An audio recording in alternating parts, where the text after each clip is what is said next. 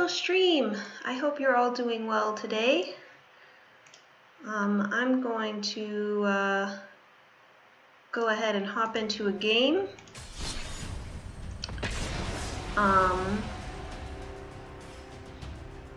Yeah, I'm sorry that I missed on Monday. It was out of my control. I ended up with my car broken down in a foreign city, so that wasn't good or enjoyable. But made it back home okay, so I guess that's what really counts.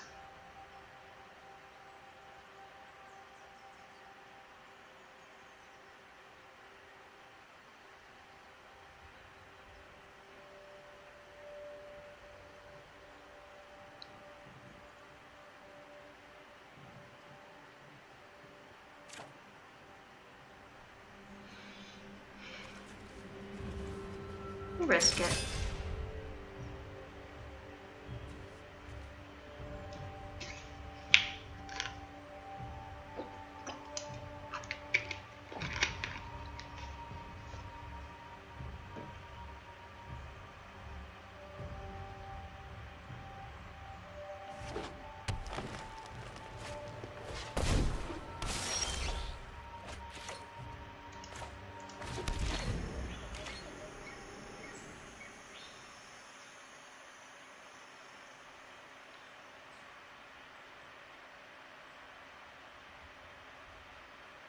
I need to draw into one more land, either this turn or next turn, and then I'll be okay, because I've got some ramp out here.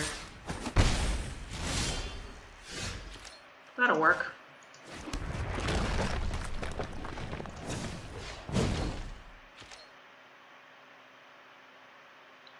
And now turn 3 I can play probably Ranging Raptors. It'll be a better blocker.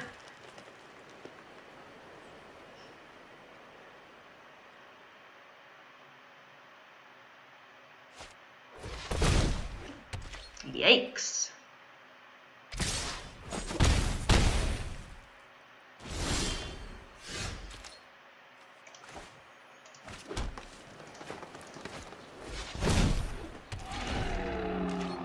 This way I can block his 5/5, get another land out, and then next turn I can Glorybringer, but even that won't kill the Greenwood Sentinel.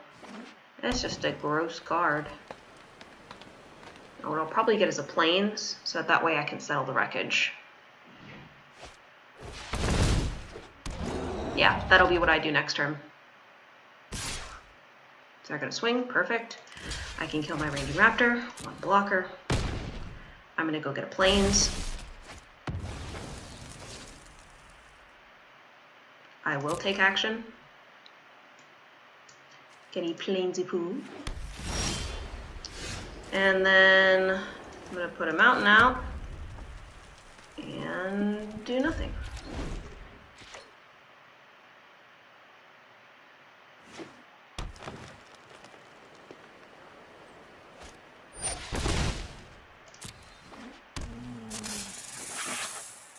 And hopefully they swing both, but they probably sense the settle, so they might not.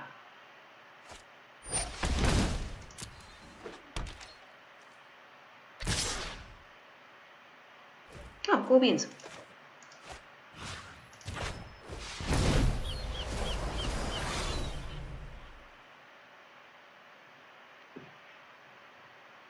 Now we can start to turn this around a little bit.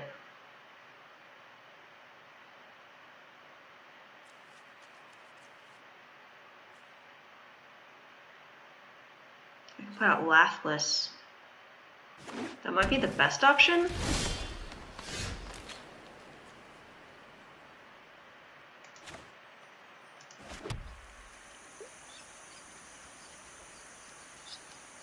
If I had 7, I would do that, but I don't. I only have 6, so I'm going to do Lathliss now. She can block either one of these.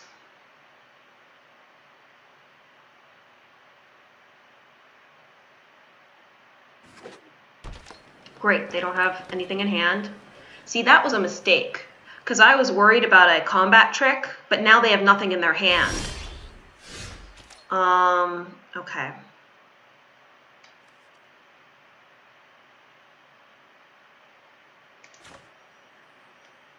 I'm gonna put this mountain out, and then I should be able to do this, and then do for the Glorybringer. Yeah.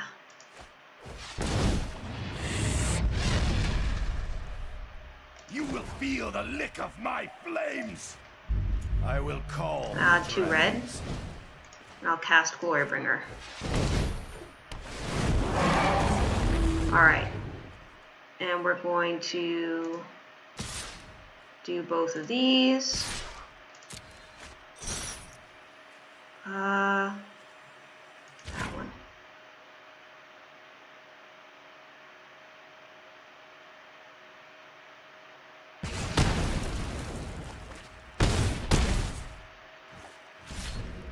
Okay.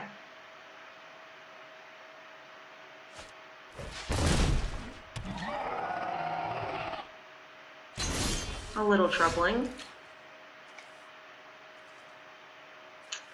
I'm going to put the Inspiring Vantage out because it actually doesn't matter. Oh wait, I win.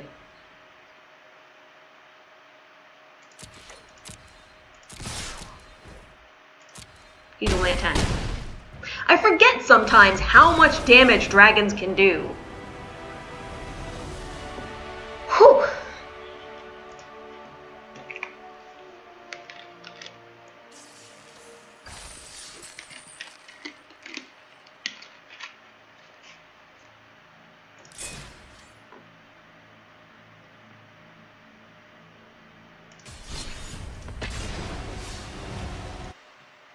Dude, I haven't played Magic in so many days.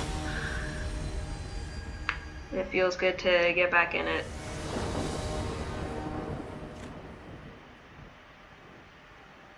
Good amount of land. I think we'll put that out first, and then Inspiring Vantage. That way we have all our colors. And play the mountains last.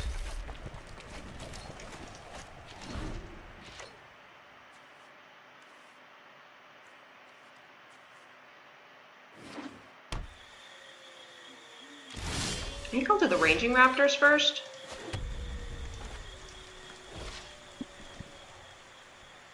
Since that can attack if they don't put anything out.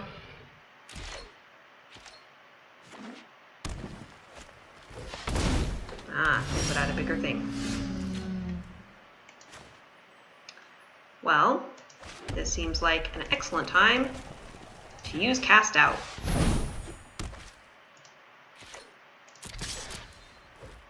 Because they couldn't destroy it, so. But they have another one.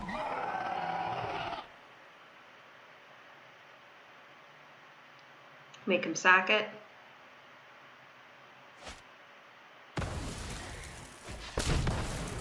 Please let me get a land. Yes!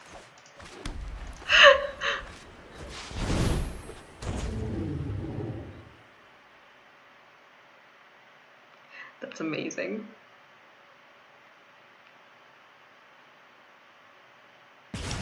Oh, I took the 5 damage.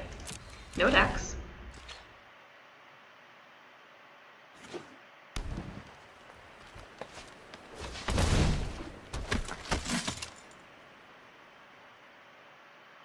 I'll put Dragon Egg out.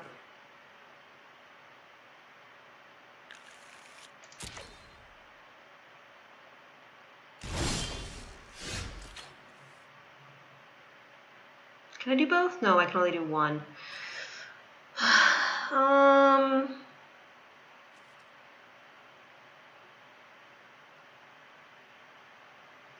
I think I want to start getting more land.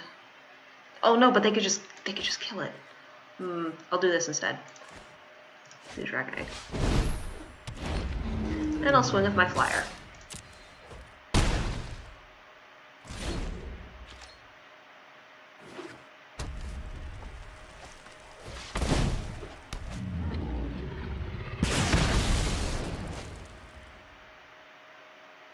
Cool, I'm gonna get land too. Probably a forest. Take action. Get a forest.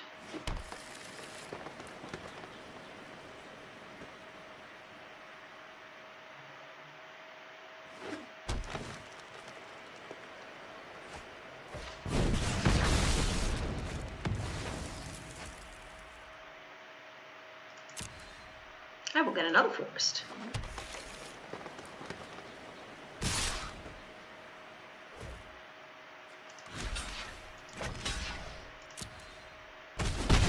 I don't think they realize what they just did.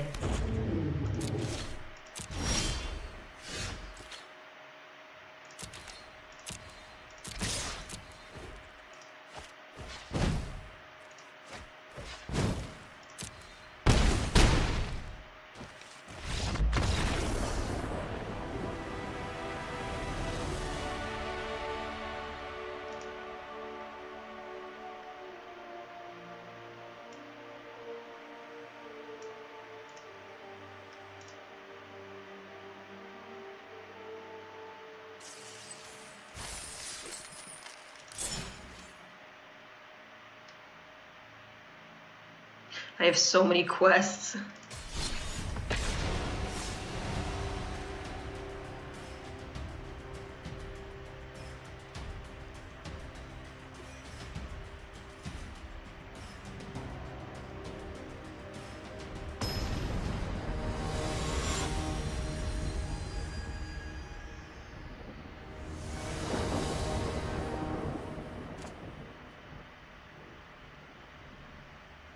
Acceptable.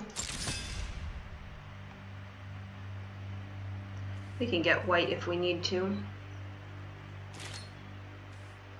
Do that one first.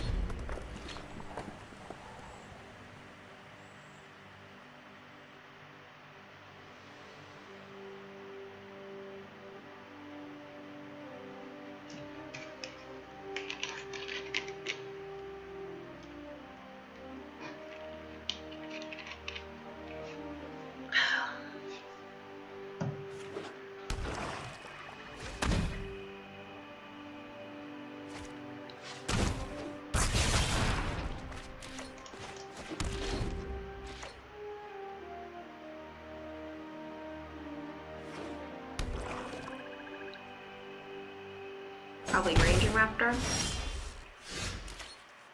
So I can start ramping a little bit. Also, when he has 2 mana up like that, I worry about -2/-2 till end of turn. Moment of Craving.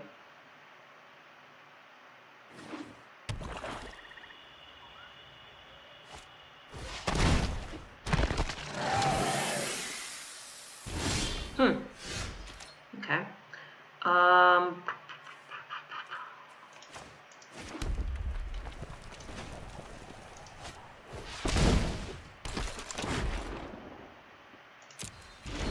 I think this will make it so that I can cast her next turn, as long as it stays alive. Because I have my 5th land and then it can be the white mana.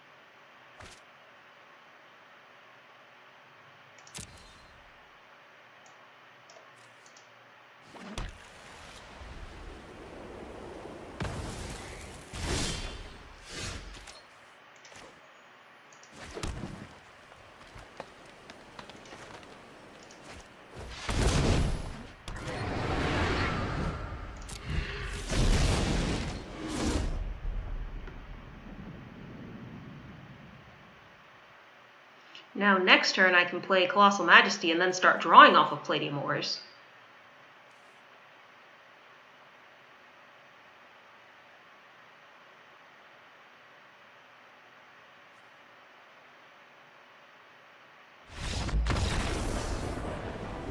They were like, I don't want to touch that. Well, alright then.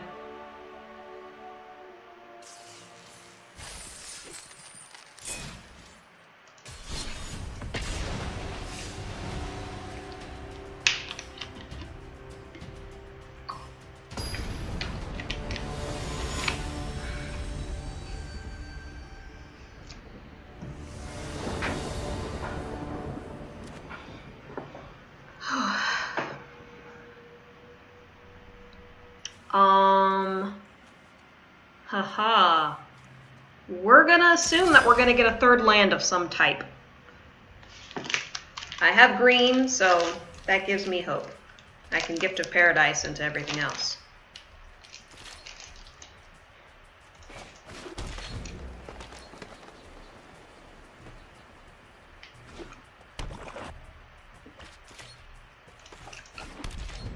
Counting on you, deck.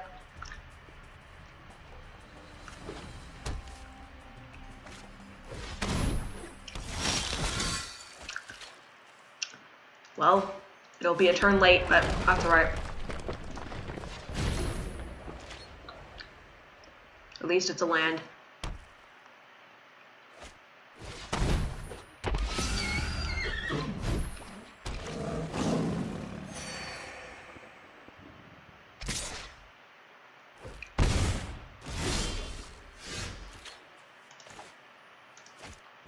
Gonna enchant the plains.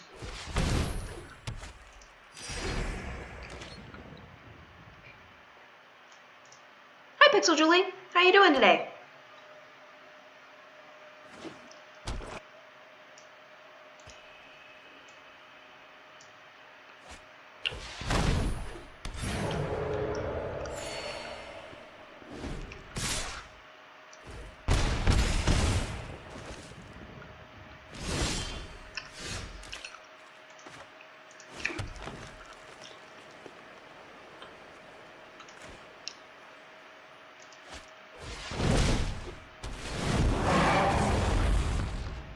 I need to remove that.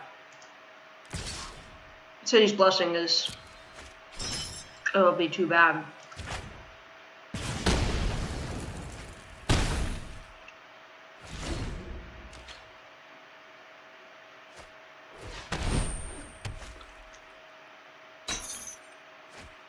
That's okay. That wasn't gonna untap next turn anyway, so...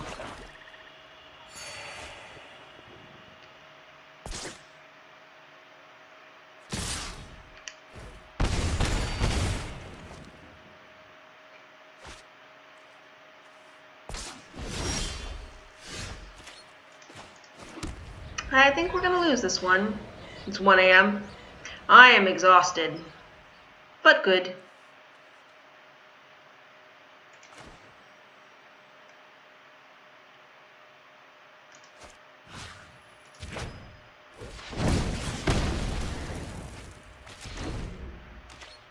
I mean, we're still dead. That was just annihilation. We weren't able to do anything for like the first 3 turns and just couldn't catch up.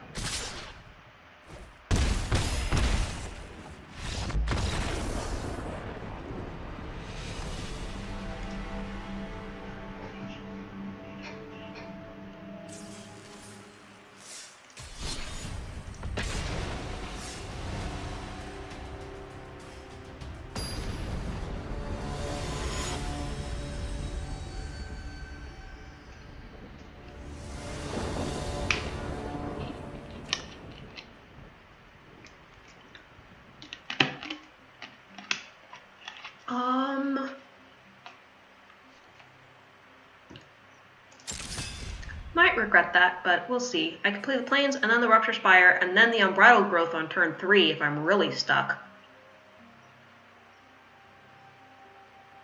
Not ideal, but not bad enough for me to mulligan.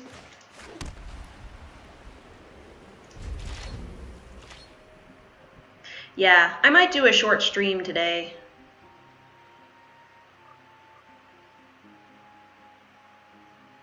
Just because it's been an exhausting last couple of days. I'm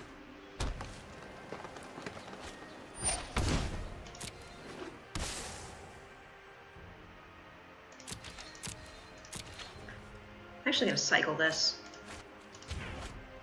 Because I have excellent binding, so I want to make sure I get into my lands. Hey, and I can play Unbridled Growth this turn.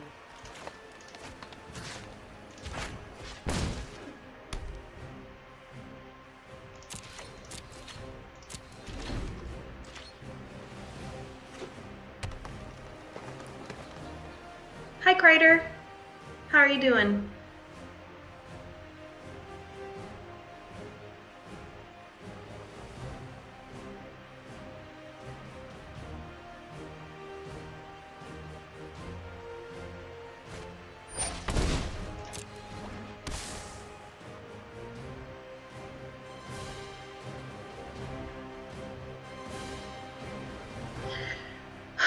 I don't see how they can be worse. I was stranded in a foreign city with a broken down car for days. So I think the next couple days are going to be better, merely because I am home.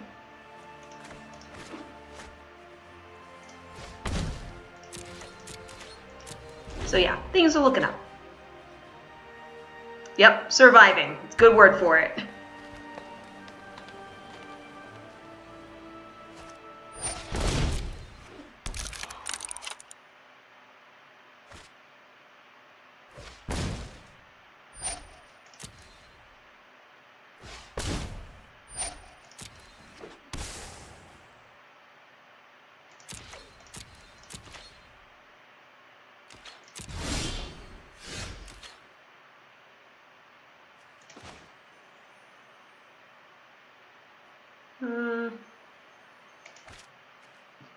I'm trying to think, what do I need the most?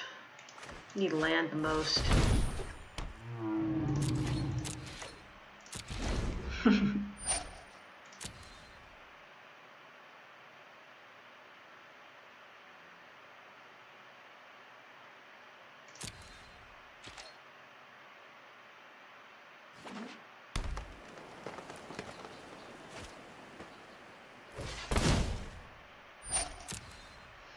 Yeah, and the important thing is everybody is safe. You know, nobody got hurt. It's just money. Money to have accommodations, to fix the car, to get back home. But health is more important.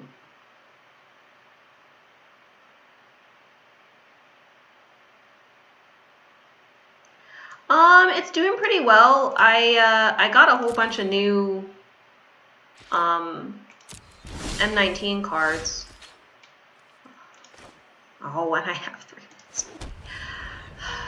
Alright. Our mana base is slowly going up. Fortunately, they're not doing a whole lot either. I'll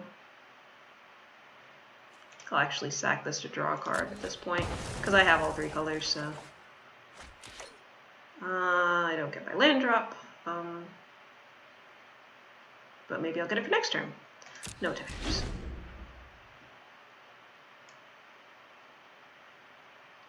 Yeah, I plan to. I was going to a wedding and my car broke down on the turnpike. The engine overheated. And we were 3/4 of the way there already, so we towed it to the wedding and then was stuck in the wedding's city, which was like 4 hours away. And then had to figure out a place to stay and like how to get home and stuff. So, but you know, the car could have wrecked. Like there could have been a lot of things that went wrong. So it's not so bad.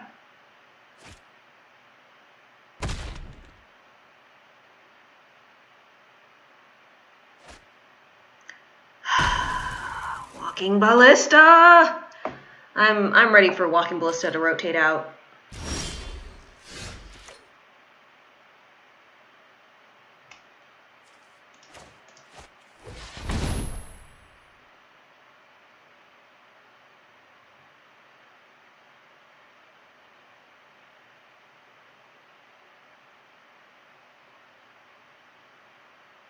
I'm gonna bind their Ballista so they can't cast it again. But they could just sack it and then they won't be able to. Then I won't be able to exile it, but we'll see. They are indeed. Yeah, so now it doesn't have anything to target, and they can cast it again, but whatevs. I'm actually just gonna attack. They can block with the Narname Renegade and kill it, and I will take that land because, gosh darn it, I need some land. Exactly. Yeah. Me too.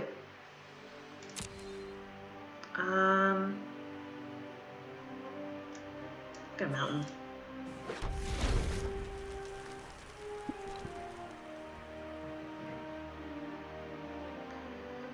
So I think next turn, Sarkhan, Fireblood, and Dragon Egg?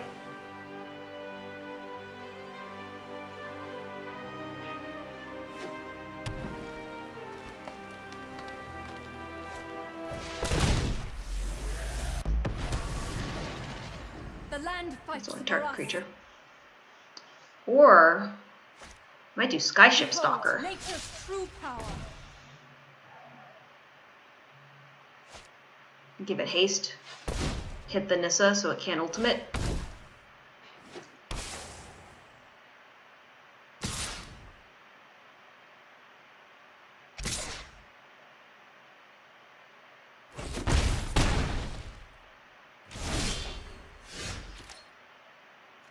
Yeah, I think Sarkhan and then Skyship Stalker. Can I give to Paradise too? How many land do I have exactly? I have 5 land. If I give to Paradise, then I'll only have 3 mana. No, that won't be enough. We'll do Sarkhan. He Ugh, told me I yeah. would find you here. It's so gross. Come to me.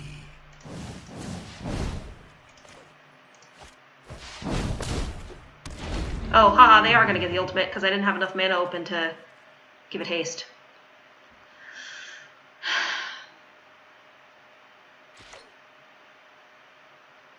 ICANN has math.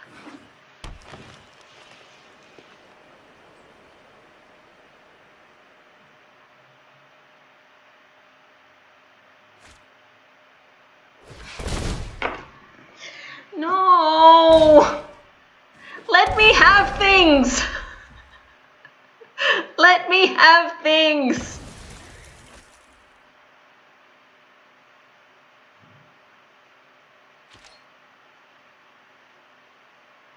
At least they can't kill Sarkhan. They can put him to 1.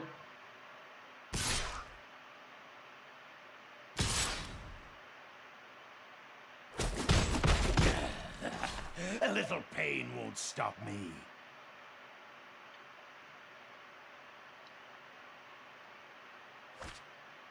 Harness the elements. Okay, that was a weird decision.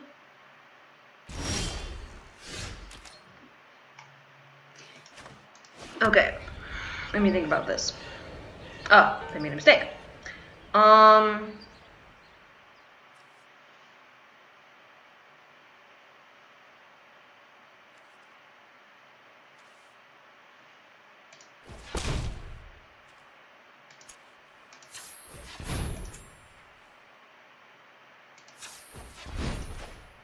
The Gift of Paradise on this plains.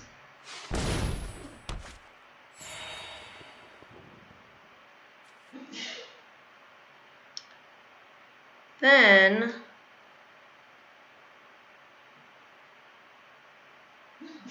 I'm going to +2 Are you ready? to get out of the Dragon Egg. And I don't have enough mana to do anything else. Not quite there.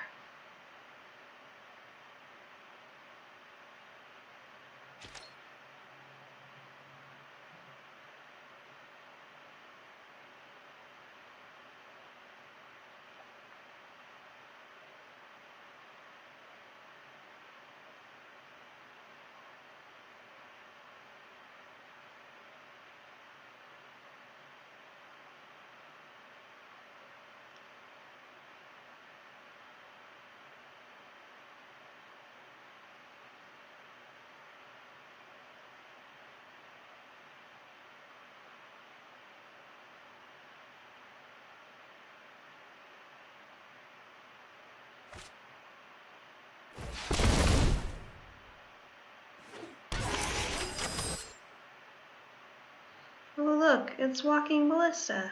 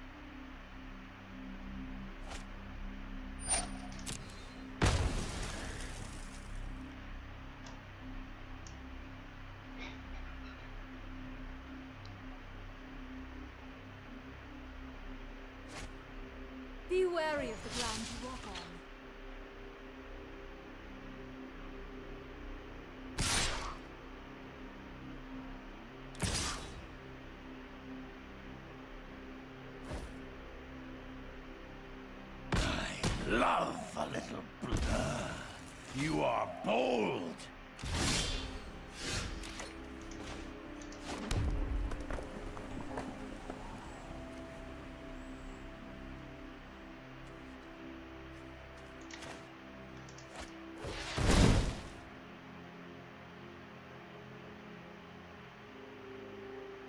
Can I even live? 1, 2, 3, 4, 5, 6, 7, 8. I can live, so I'll wait.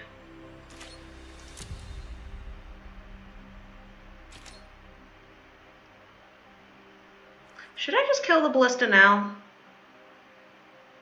I'm gonna kill the ballista now.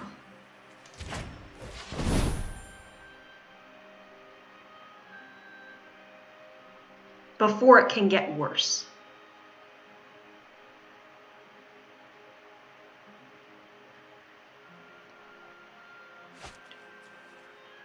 Yeah, because they can only deal 7 to me at the moment, so I'll live with 1.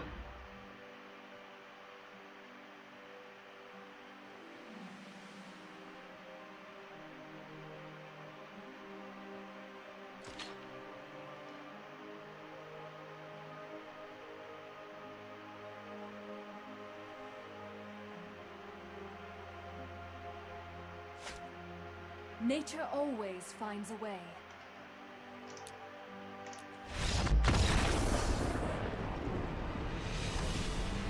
Sorry, I'm not sitting through more ballista triggers. They win. I think that's part of the reason why walking ballista is so annoying, is it takes so long to just do the dang triggers.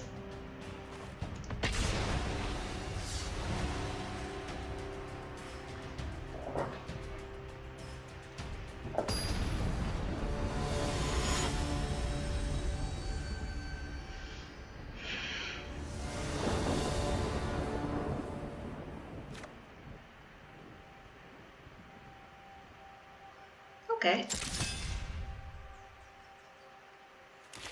We'll play this first.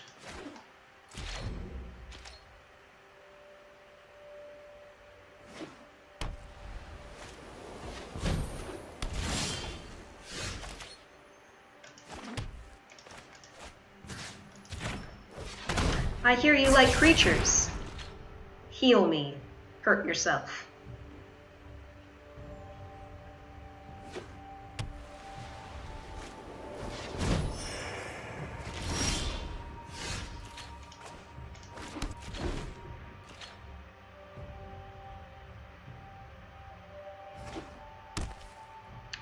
Seems like they're going to be a life gain deck, so we're going to Torment of Scarabs.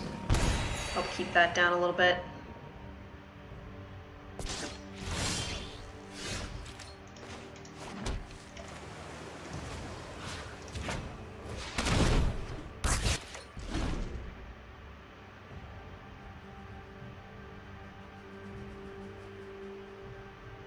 It would be really great if they don't get out another creature next turn, and I can make them sack it.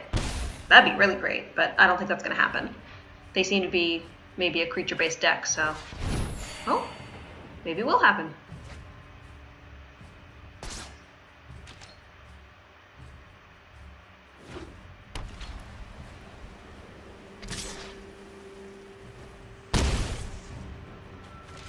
Cool.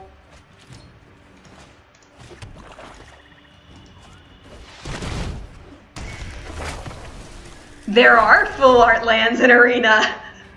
There's a trick to getting them. Remind me and I will show you how to do it. Basically, you search for the card that you want. So say you put an island, and then go and press enter, and then go to the filters and turn all filters off. And when you go back, you'll see all the available islands.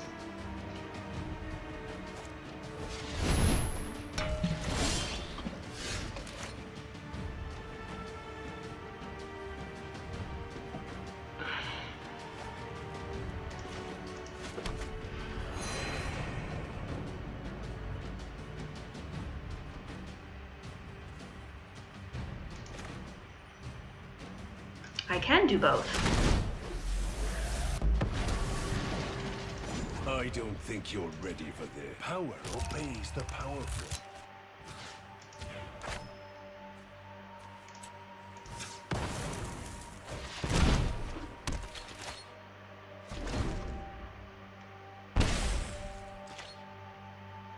I like this deck.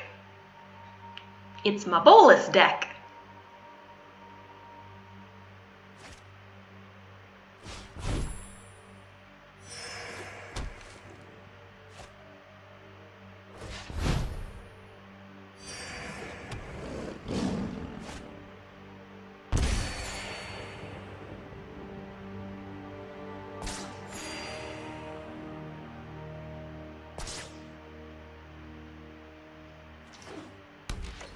I'll get a Johnny's Pride Mate.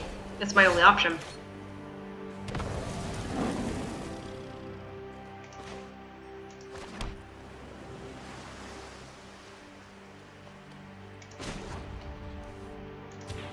Ethereal serves me well.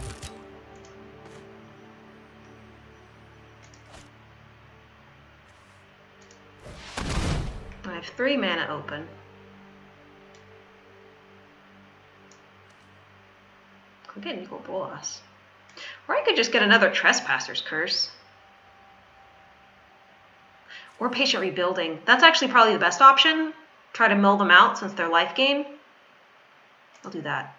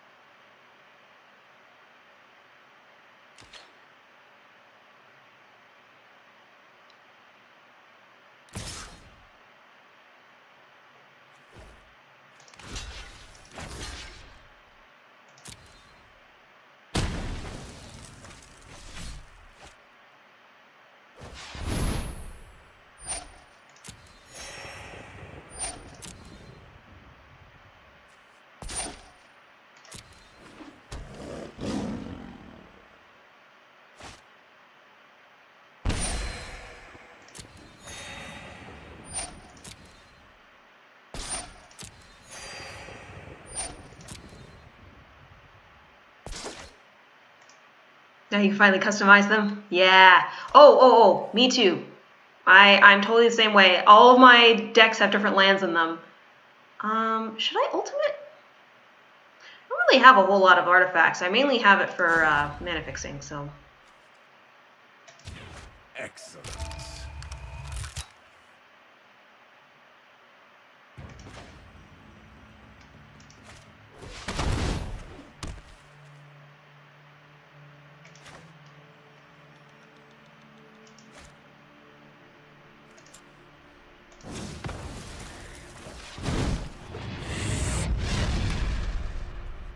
What know you of dragons? I know what I'm doing.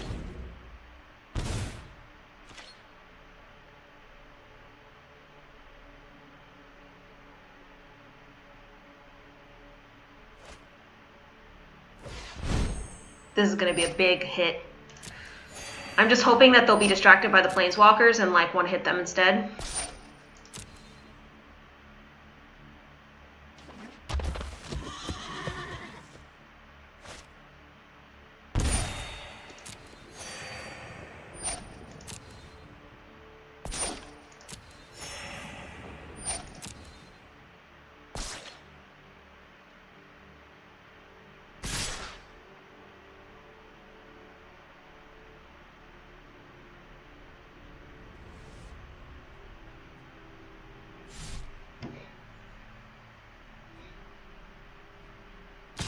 Yes! Be distracted by my useless Planeswalkers! Give me time.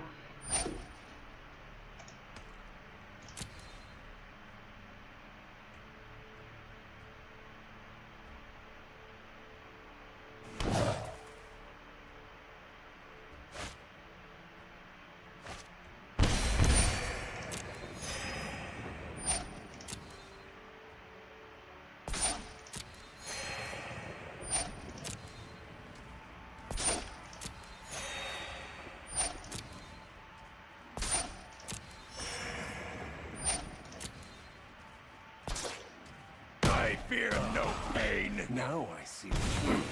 You think you're a warrior.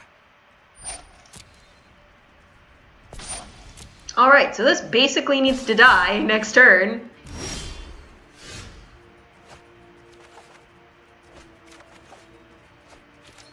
Or I could just take it.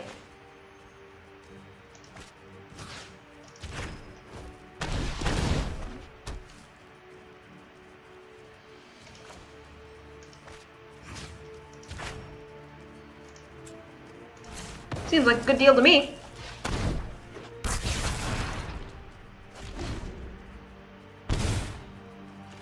I don't think I will die this turn. And then I have a big guy.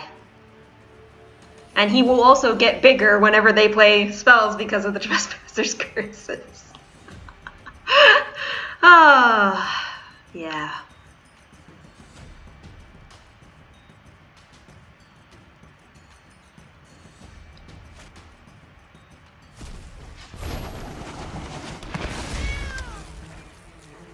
Got some Trigger Trigs.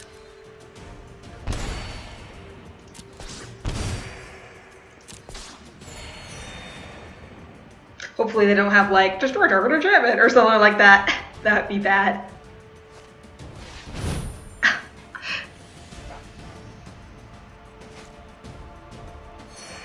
Well, they have to do the Ajani's Private, but that at least gets it off the board. Basically, right?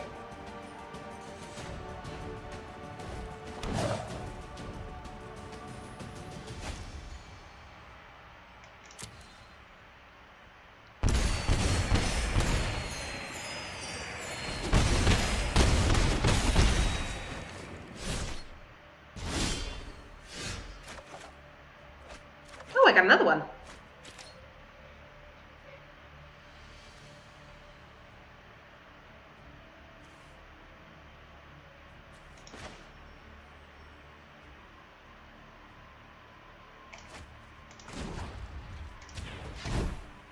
I think I take their Leonin War Leader. Because that's generating the most value for them right now.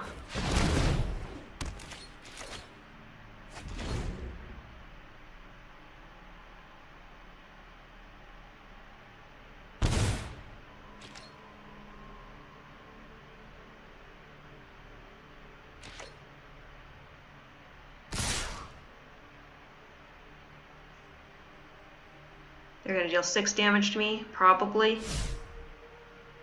Unless they don't attack.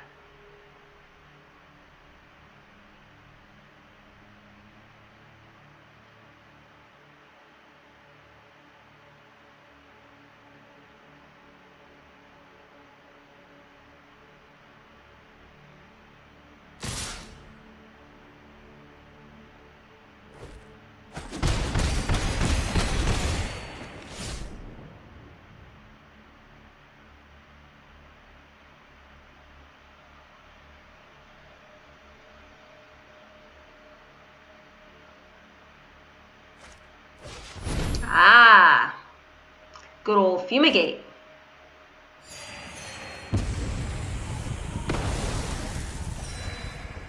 I've got to watch that life total. Make sure they don't get to 50.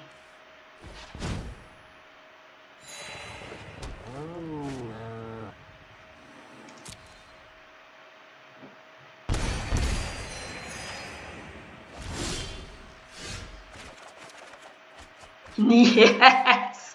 Yes! Oh, it's so good. Okay. Alright.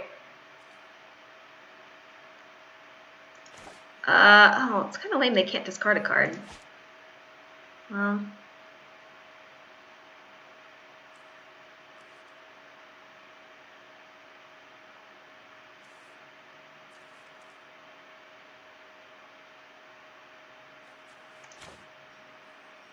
Just gonna put out 2 dragon eggs.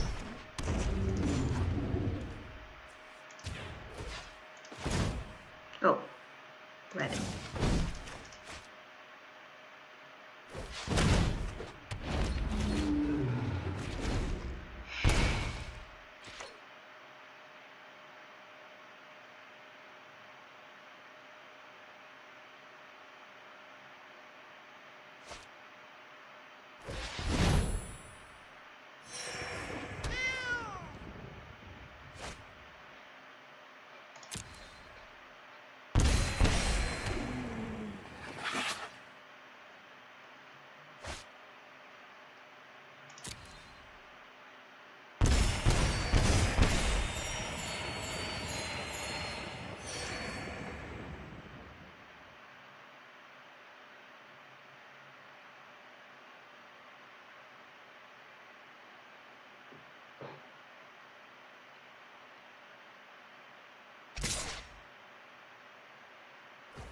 Oh, cool. All right.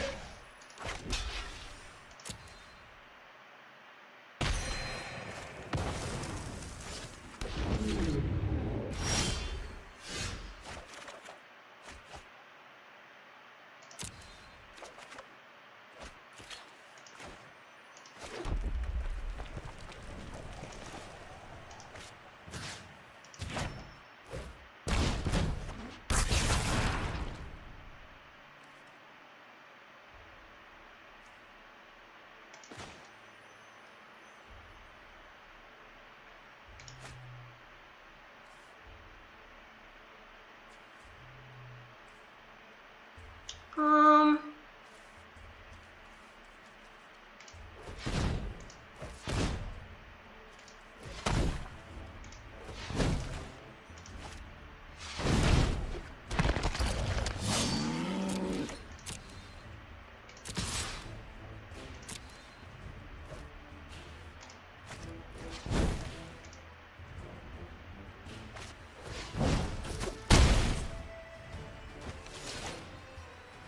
try to keep their life total down. They only have 11 cards left. I might be able to mill them to death. That is kind of the goal right now because their life total is so high. Ah, smart.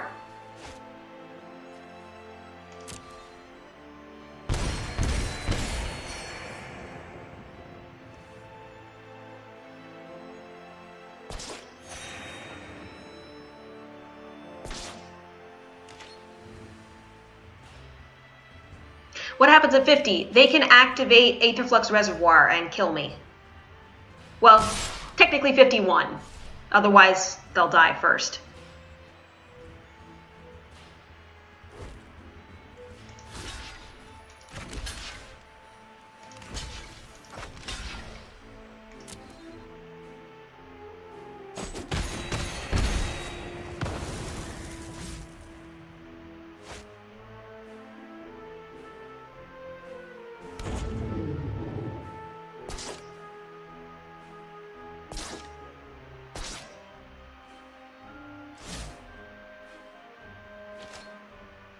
Oh yay, I'll be able to make them discard a card. Probably.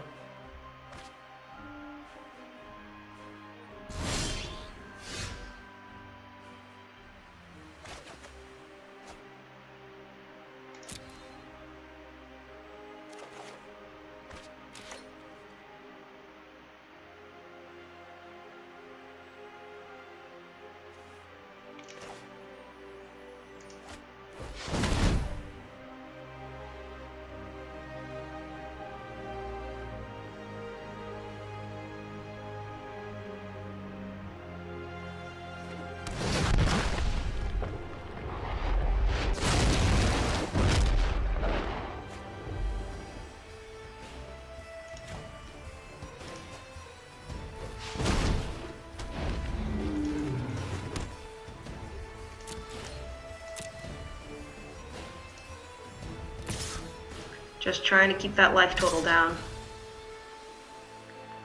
Without dying.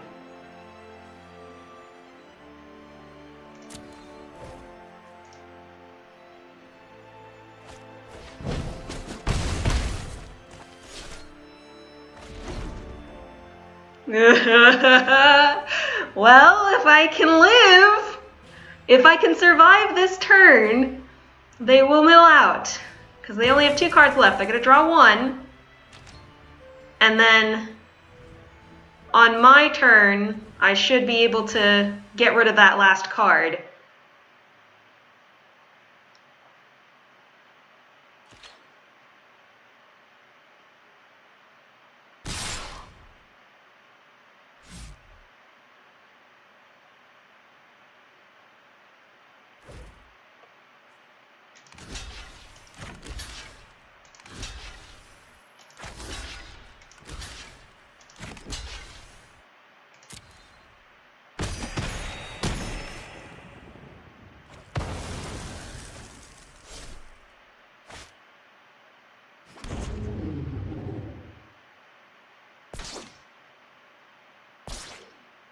But they might get to 50.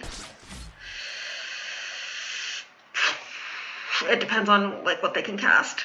Mm.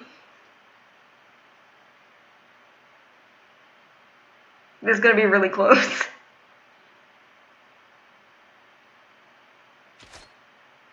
Oh, nope.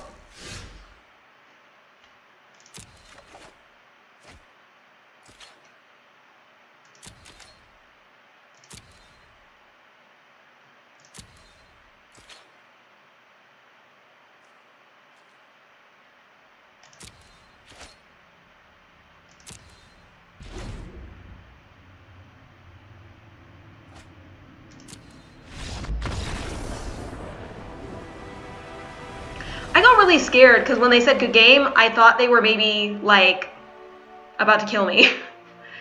But they were actually just saying good game, and now I feel bad that I didn't say it back. I was super like, because I don't typically win through mill in that deck. It's kind of an alternate win con, but I rarely get it.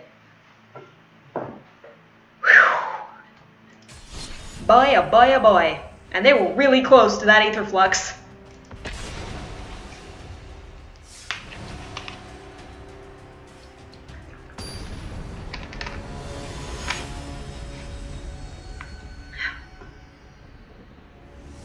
They just couldn't quite get there.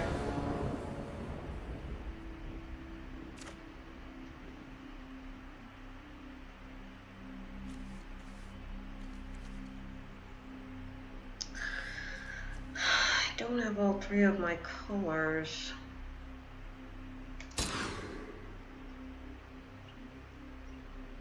Yeah, that was super close. That was super intense. I'm a little bit like, I need to calm down.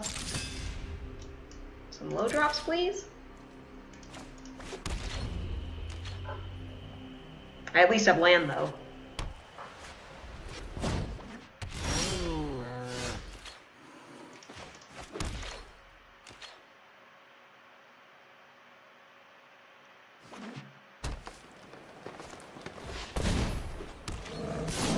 Looks like we're up against green-white cats.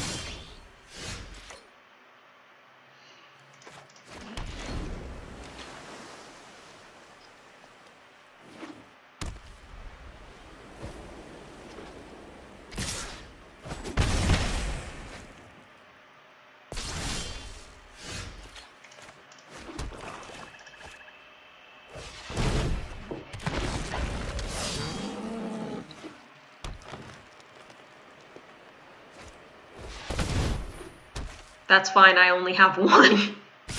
He kind of just fills a hole in the deck. We might be about to lose really quickly, especially since I don't have another red. But let's be patient. Let's be patient.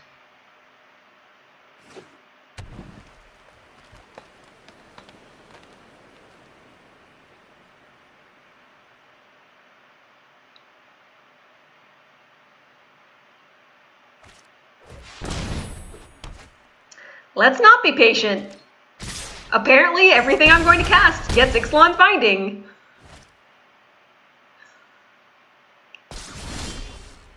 Well. Okay then, this doesn't have haste. We'll do the one thing we can do. I don't think it'll make a difference. 4, right? 1, 2, 3, 4, yeah.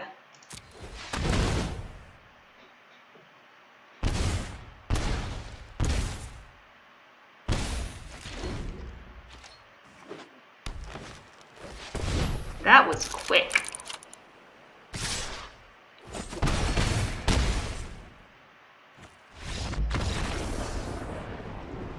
That was not a close one at all. But I mean, hey, if you don't play anything for the first 3 turns, it can be a little rough when you come back when you're up against kind of an aggressive deck like that one.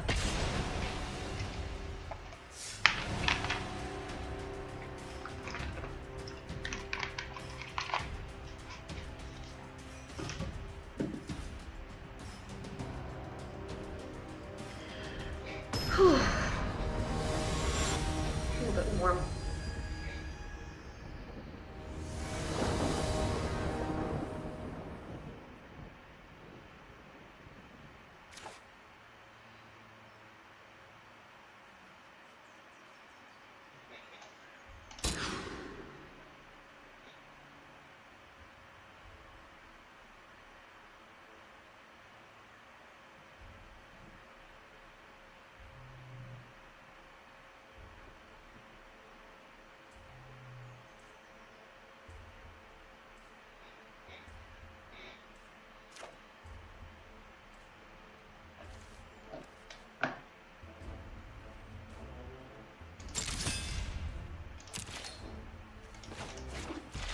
We'll at least get Eternal of Harsh Truths and Sarkhan out.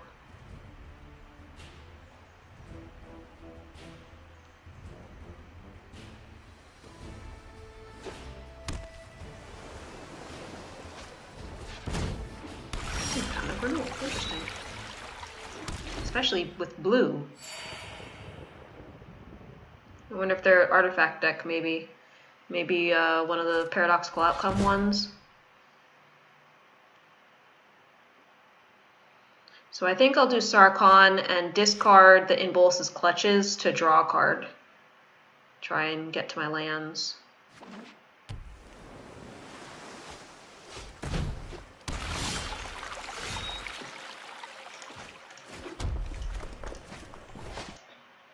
Okay. Have a good sleep, Pixel. The dragon whispers of your demise. Don't doubt my methods.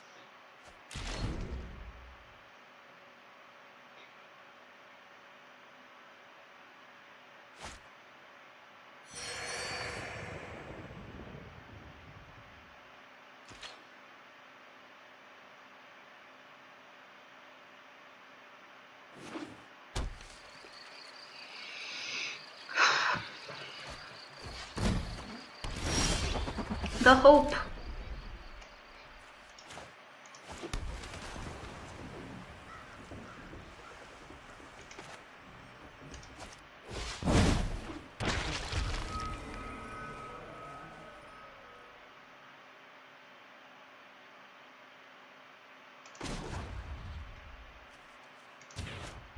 They are coming.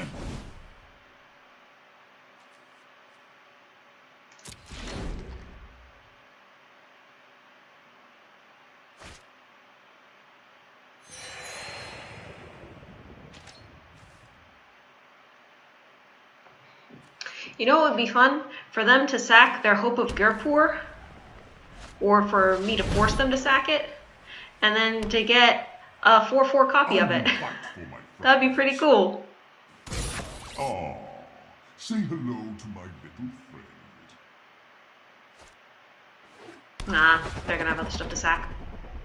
They'll probably sack the token.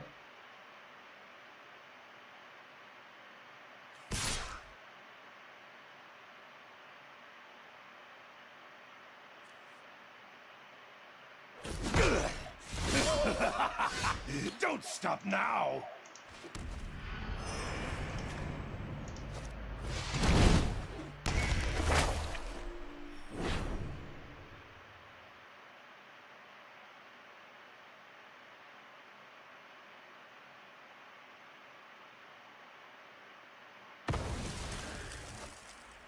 Okay.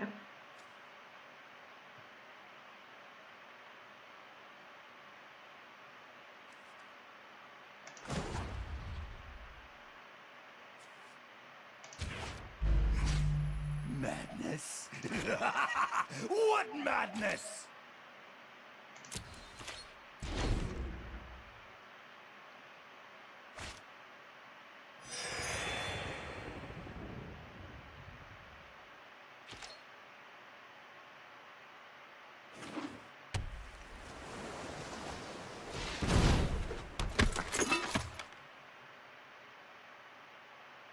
Thopter Tribal. It's a Thopter Tribal deck, just like mine. How convenient. An excellent choice. I'll give them the blue because they don't have a lot of white.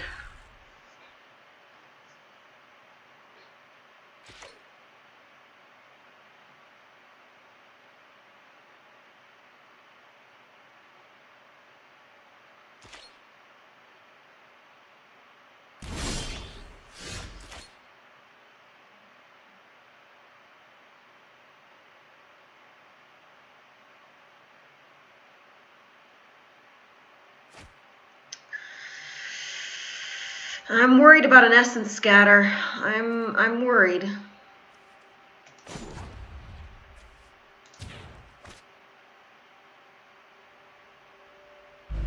I'll show you unhinged.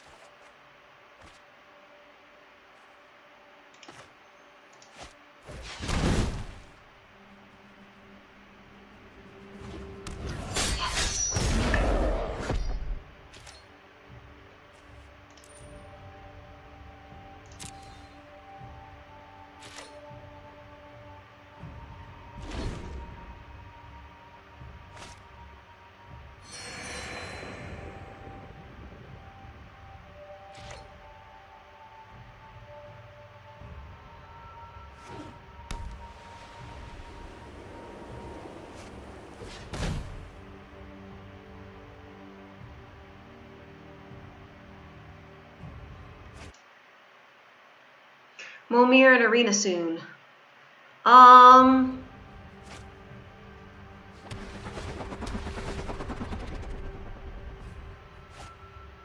I don't know what Momir is.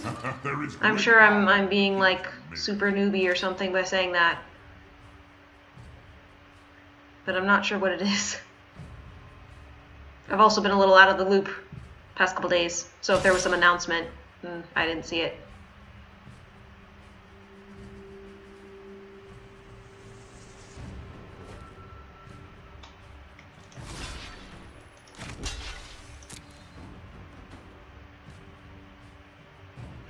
No.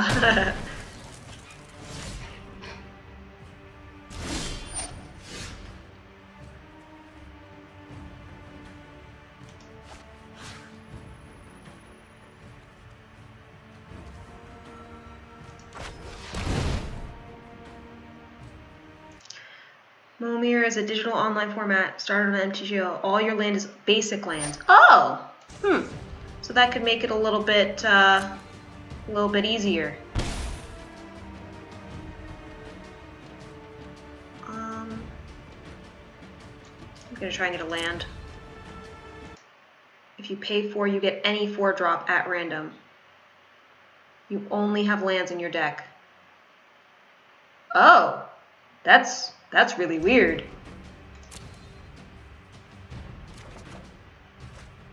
Got the land drop.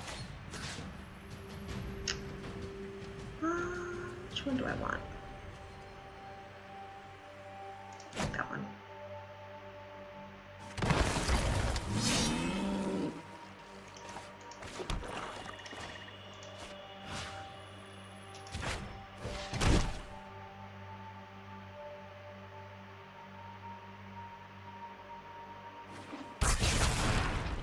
That sounds like some Hearthstone stuff.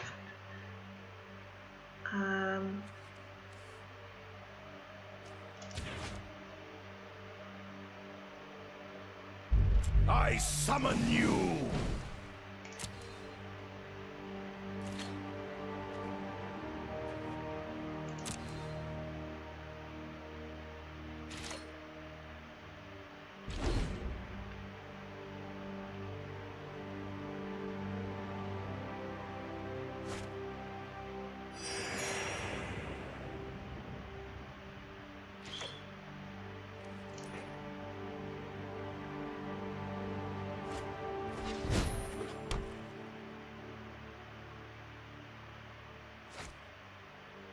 The choices we make reveal who we are.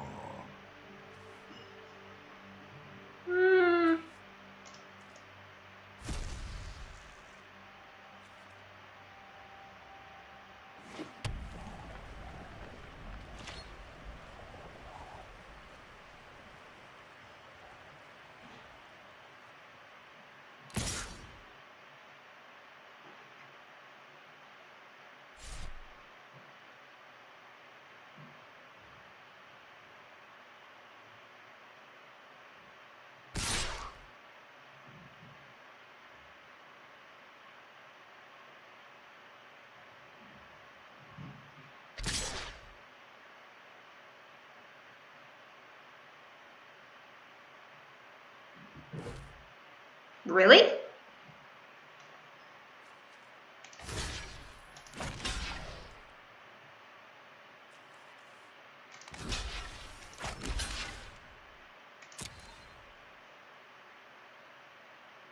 Pauper. Yeah.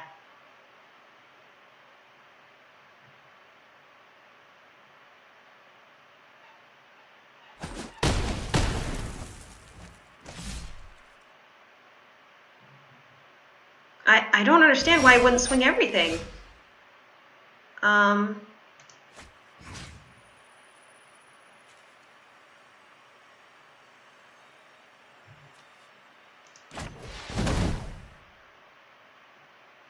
I did, yeah.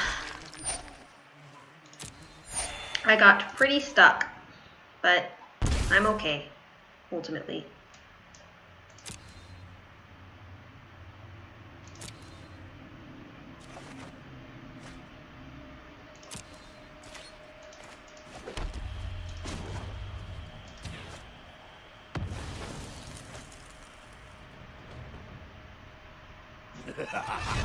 Magnificent! Yeah, I guess he figured they were gonna come in tapped, so doesn't matter.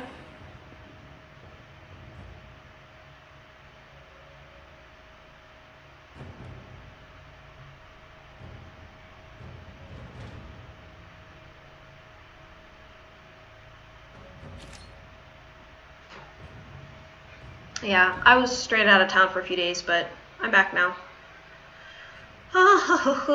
No attacks.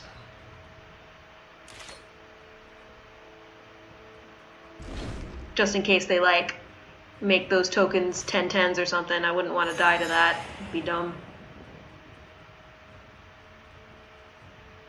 Yeah, everybody was safe. That's the important thing. Everything else is just money. It was scary as... swear word.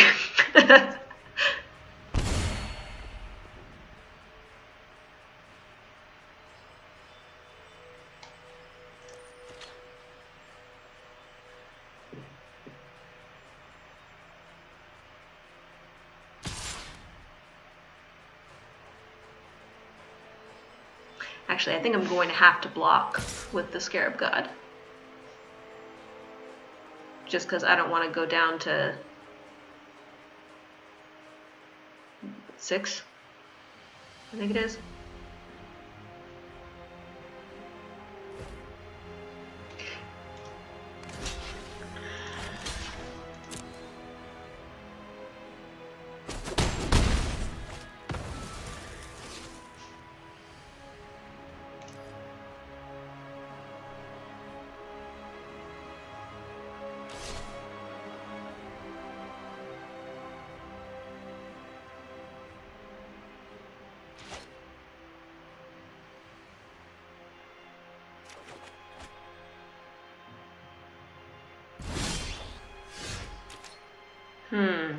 One, 2, 3, 4, 5, 6, 7. I can only do 1.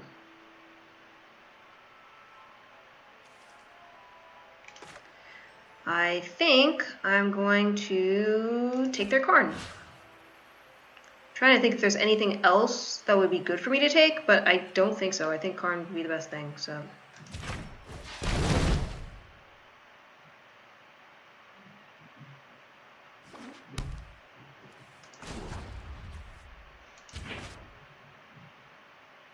Draw an extra card. I'll make use of that later.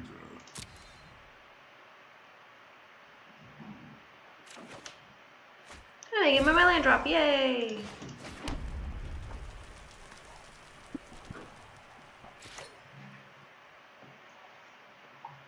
Okay.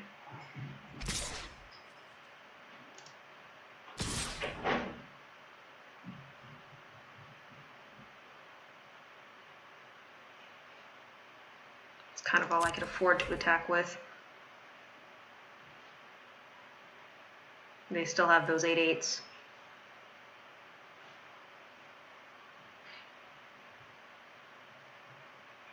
But if they block with Thopters, they'll get a little smaller, which it looks like they're going to do. Excellent.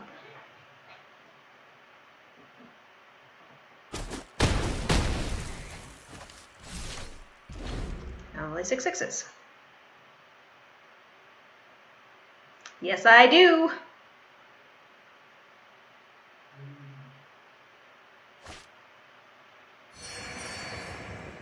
Boy, those Fountain Renewal are putting in work.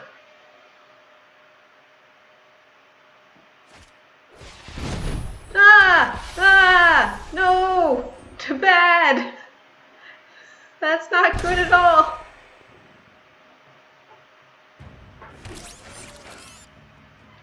Now they're 9/9s.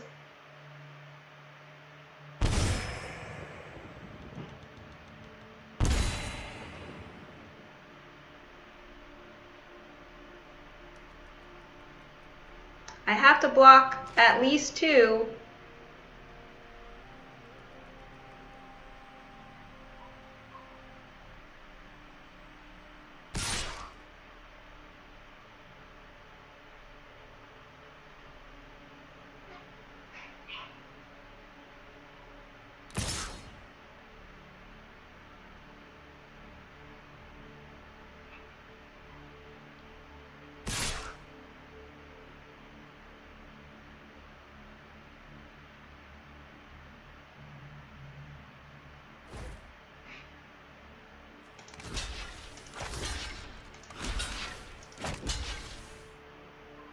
Wait, are those both blocking the same creature? Okay. 1, 2. Alright. It just looks funny.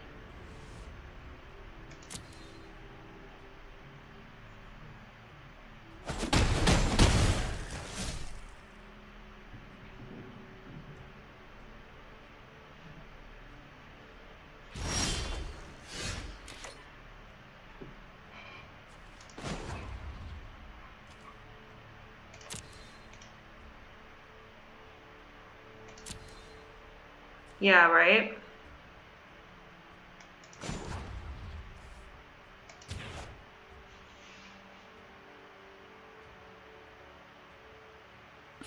Are you certain of your decision? 2 useless cards right now.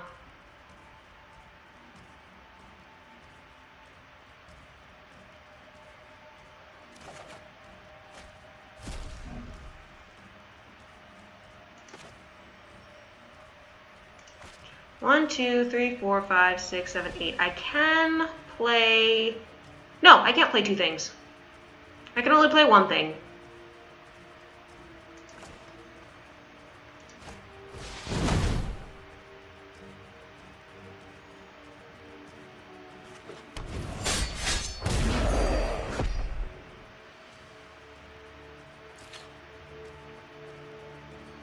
Am I dead?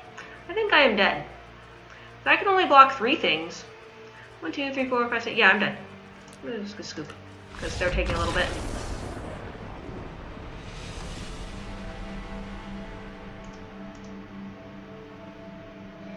GG, etc.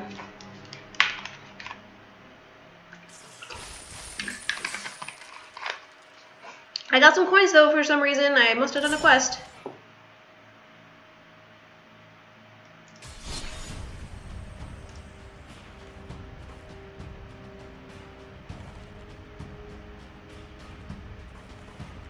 Let's do the equipment deck. I made an equipment deck. So let's try this one out.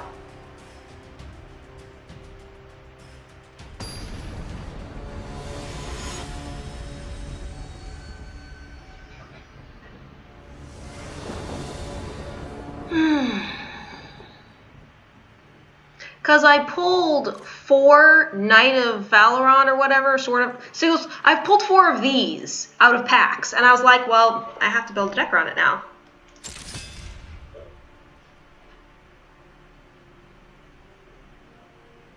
This is actually a pretty stellar opening hand. I can do Inspiring Vantage on turn 1. Turn 2, drop the Champion of the Flame. Turn 3... I can drop Shield of the Realm and equip him, so he'll be a 3/3 with Trample. This is pretty good curve right here.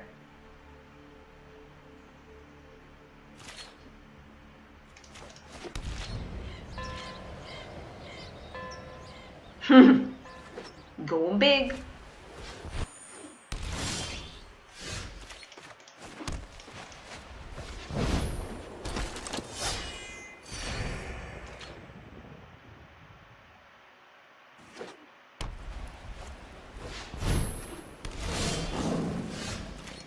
I am unafraid of your cat.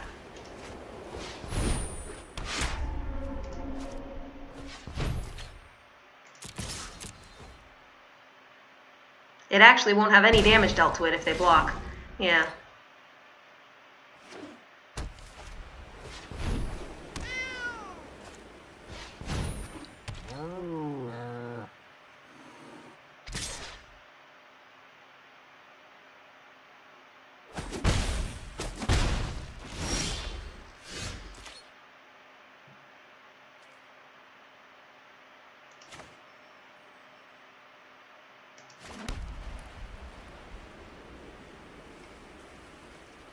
He is not a knight himself, so he won't buff him. So instead I'll put out the sword, but I'll do it on my second main.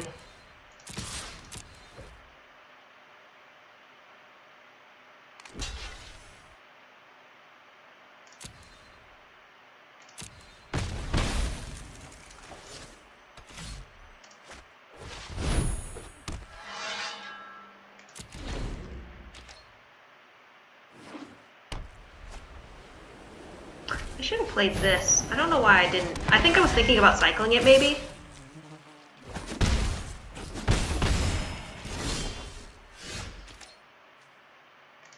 But I'm gonna play it.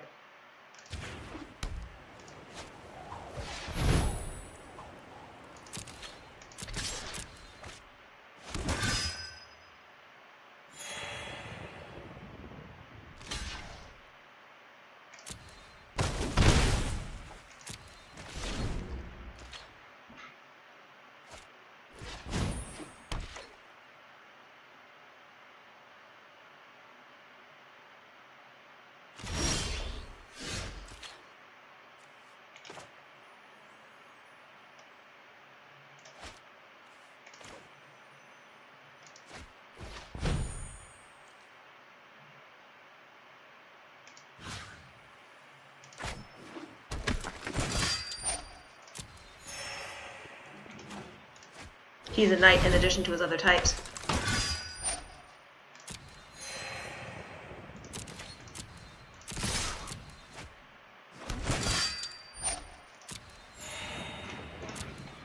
So they have to block or they're dead. And they might be dead anyway.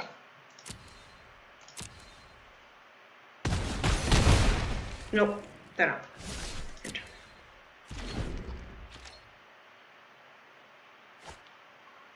You wish you could be a knight in addition to your other types? Yeah, right? It's pretty cool. That is like the smoothest that deck has ever run. That was a great opening hand.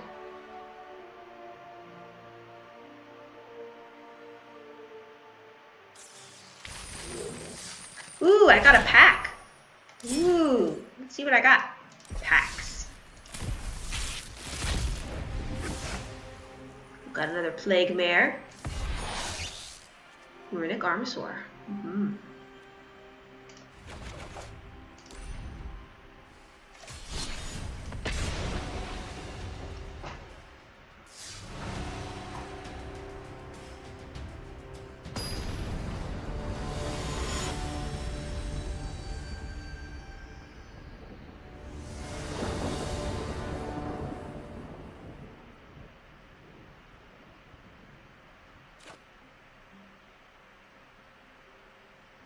That's terrible.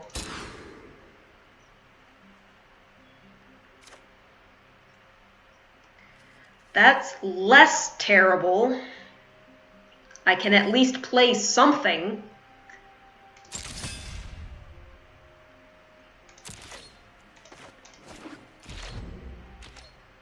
I almost scried away that land, but then I'm like, land's a land. Gets me one step closer to Tiana.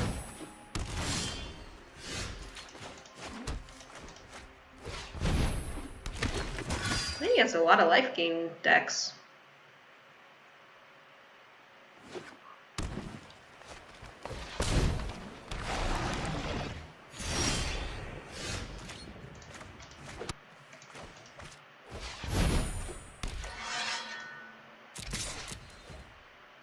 Bare minimum, even if I don't get another land, I can equip this next turn and start getting tokens.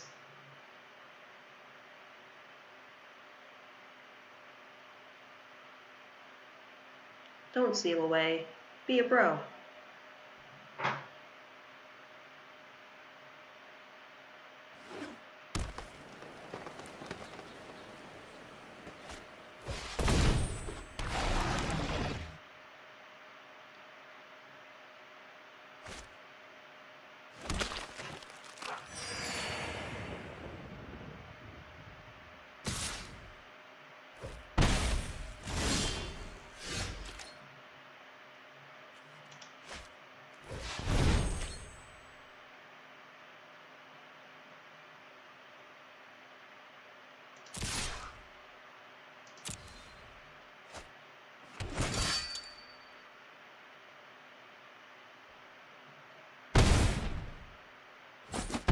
I was like, they could kill it, but I don't think they will.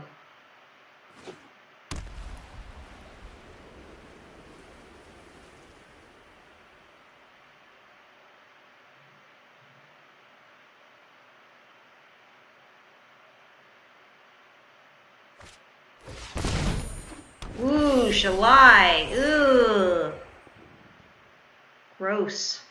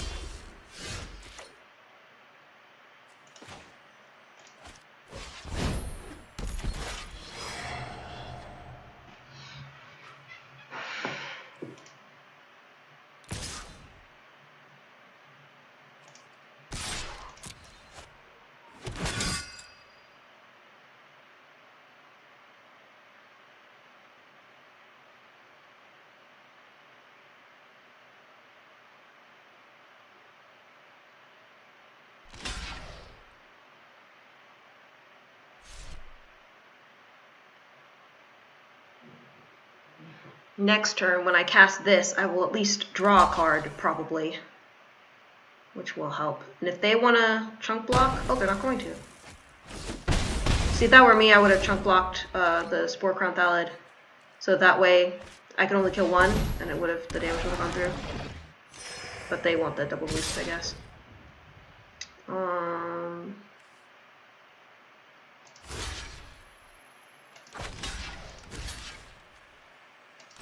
Oh wait, no. This one.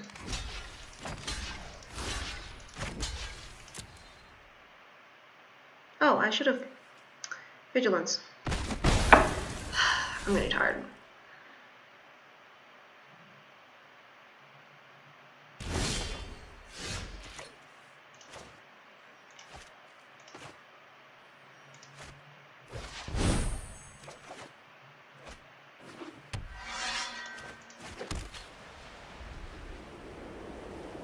Yeah, but I forgot about it too, so it worked out. Oh my god.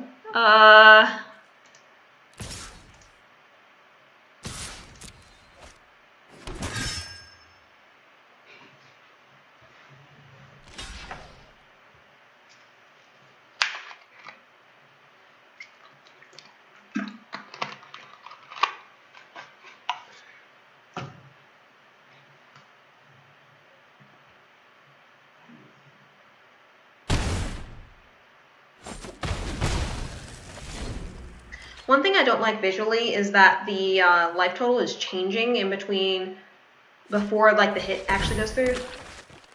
Like, it's not a big deal, it's just, it confuses me a little bit.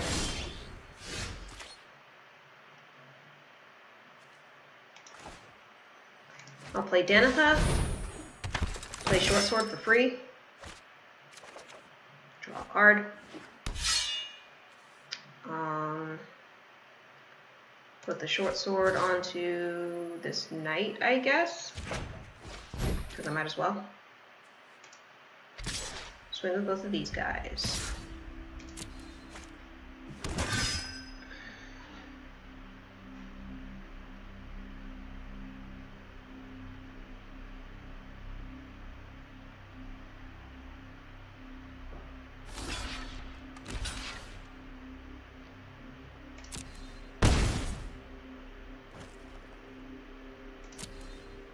See, because I chunk block, they now have remembered that chunk blocking is a thing.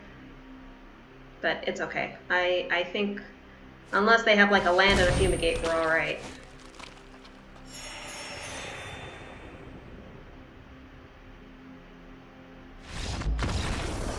And they know it. See, we don't even need all our colors. We're fine.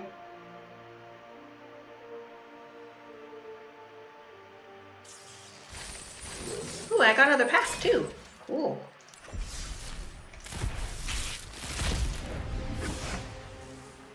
Light and mirror image. Ox thingy. It's cool, cool, cool.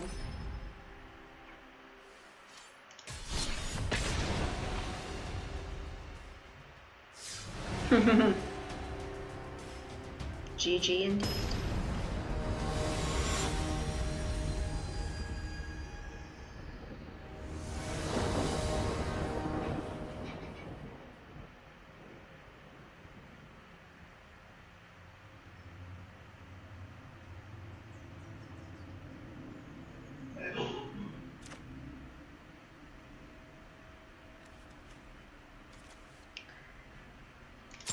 Not amazing, but we do have card draw, so even if worst case we only get these 2 lands, we can put out the Knight of Grace, we can put out the Rogue's Gloves, we could equip the Rogue's Gloves and start drawing cards.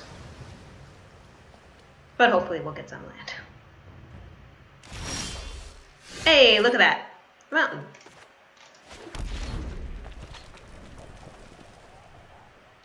I'll probably put the champion out first now.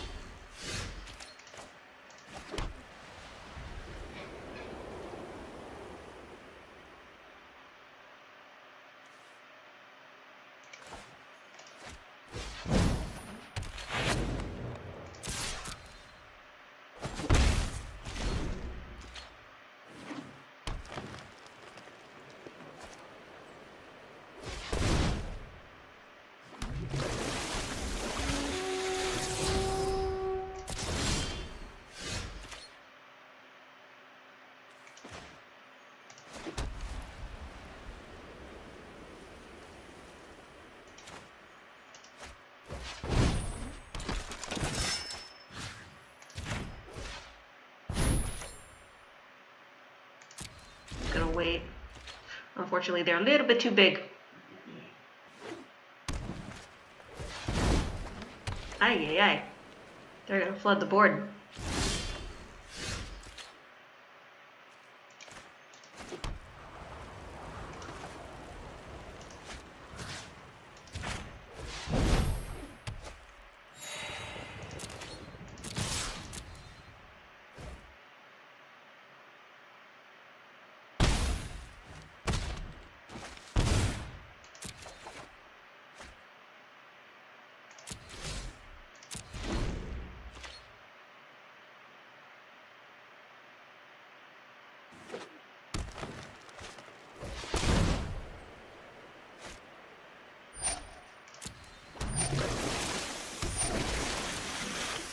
I think we're gonna have to start making tokens of our own.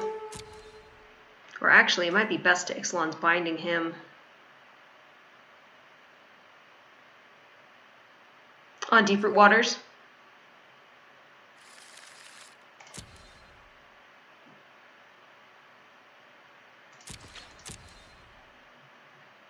Yeah, that's definitely an option.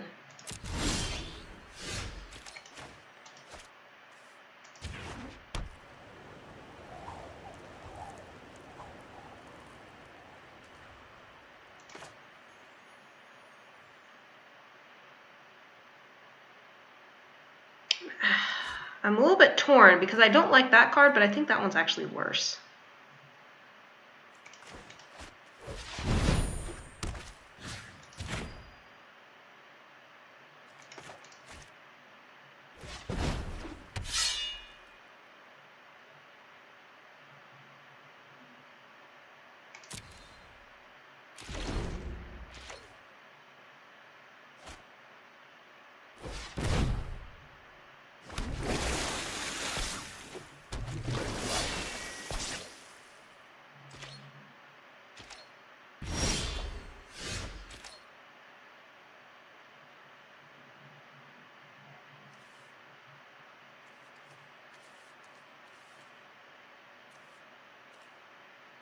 What is this, 2017?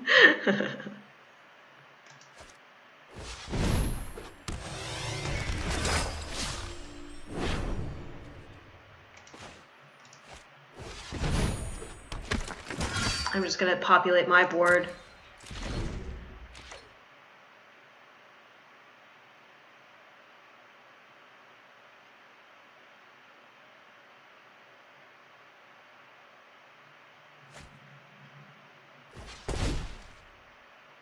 I feel like their strategy is probably to just swing with the River Sneak and just leave up a bunch of blockers.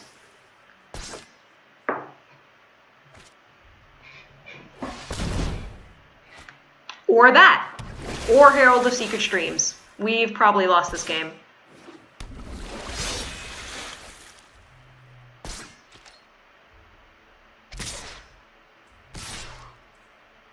As we take 14 to the face.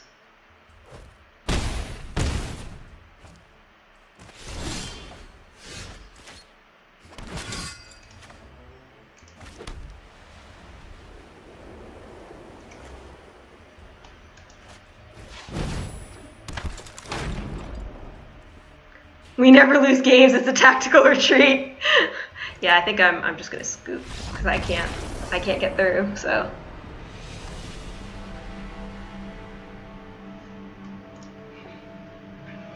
Yeah.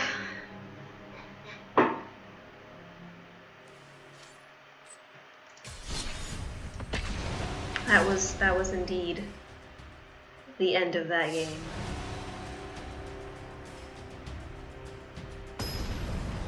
Doggo's good. Doggo was thankfully safe with friends while we were out of town. So he had a good time and was very happy to see us when we came back. And he's been chilling since. He's good. He's a good dog.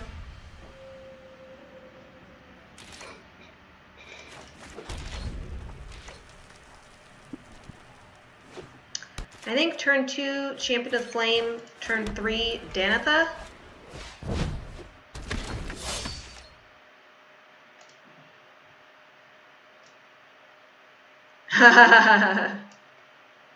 Yeah.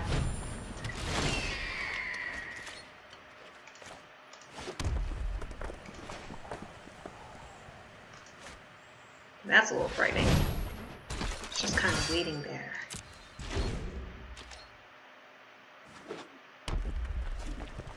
I could have done that, I just realized, but that's okay. I'm gonna make it cheaper.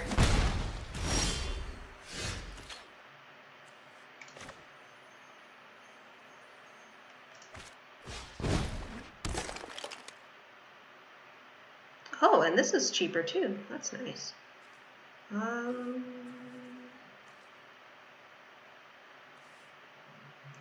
think I'll wait though and go on the offensive.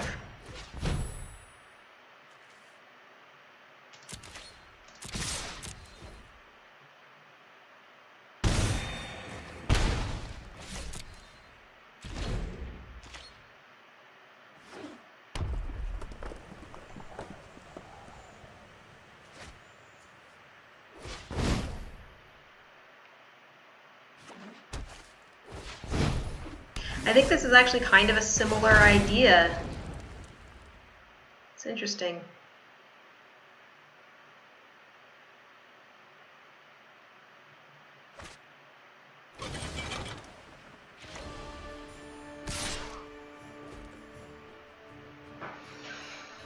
I'll take the 7. And hopefully next turn I'll get a land and I can bind it.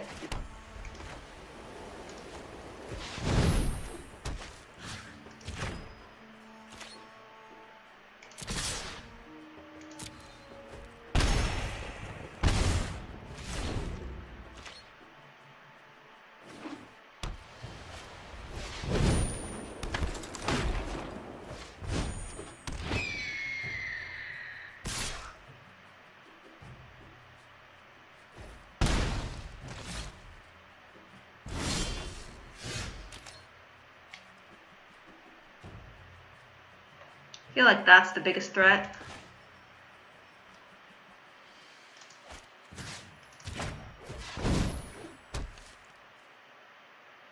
I'll put out a defender just in case.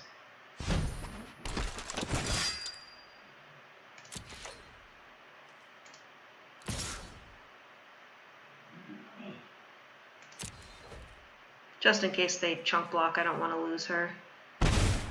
Want her available as a blocker.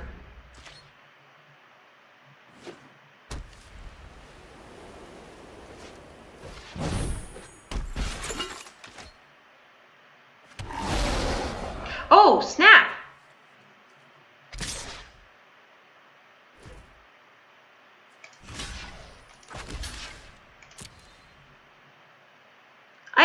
That makes sense. I didn't think about it that way. But yeah, that's an aura still. Ha ha ha ha ha ha ha. I'ma say oops. Because I messed that up.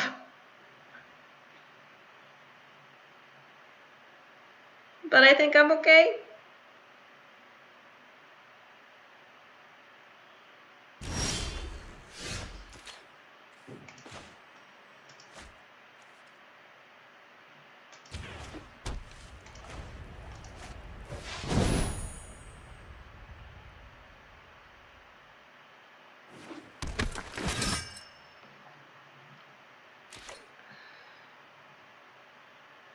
And we're going to chill for now. But next turn, we can play the Sigil Sword and equip it.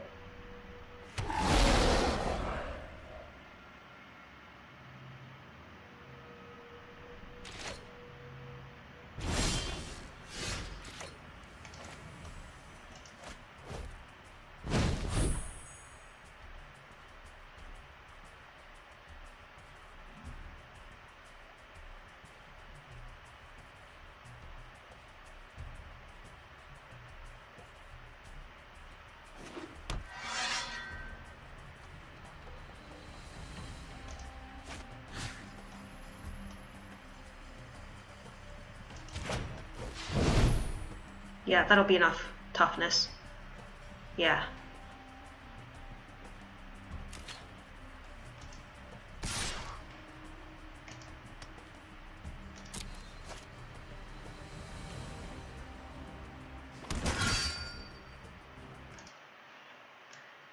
Wondered if I would see that. Yeah.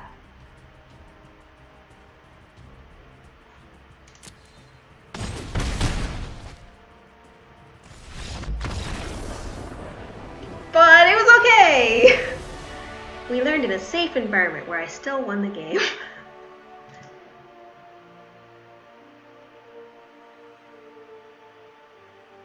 Yeah, I thought it was for each aura that you control that's attached to him, but no, it's each aura that is attached to him. Period.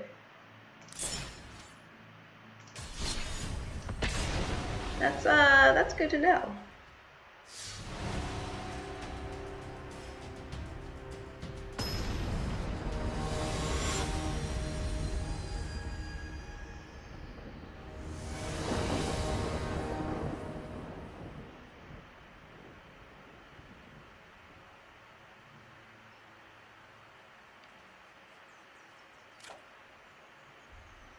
Okay.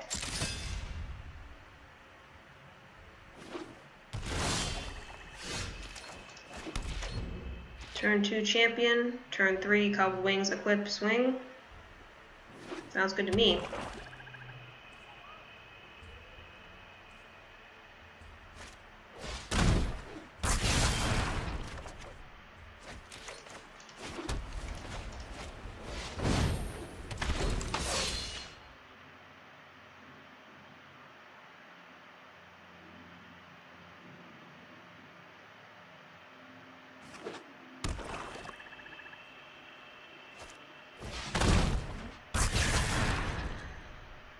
Might be playing against the black precon.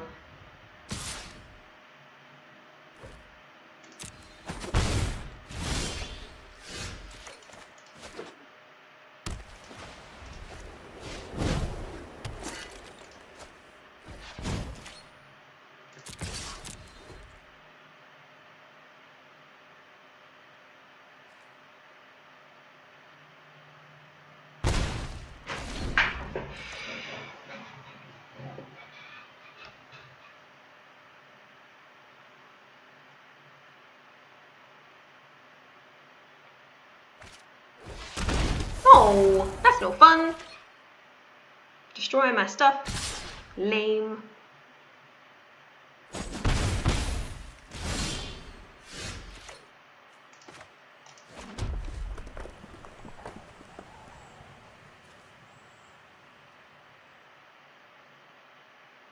I guess creature presence? I don't know.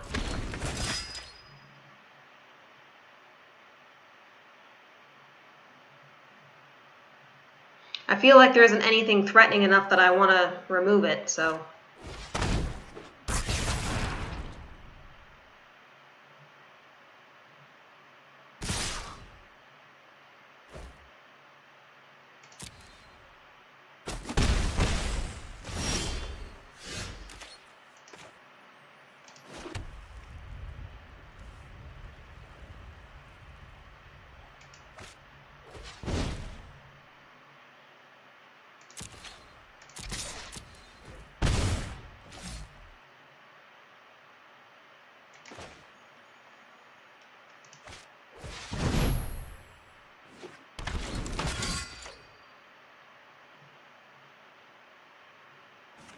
I should have put him out first. I forgot they would buff each other. I always think this card is a cat because it has the big lion on it, but no, it's a human knight. Just for some reason, that huge lion is in the foreground.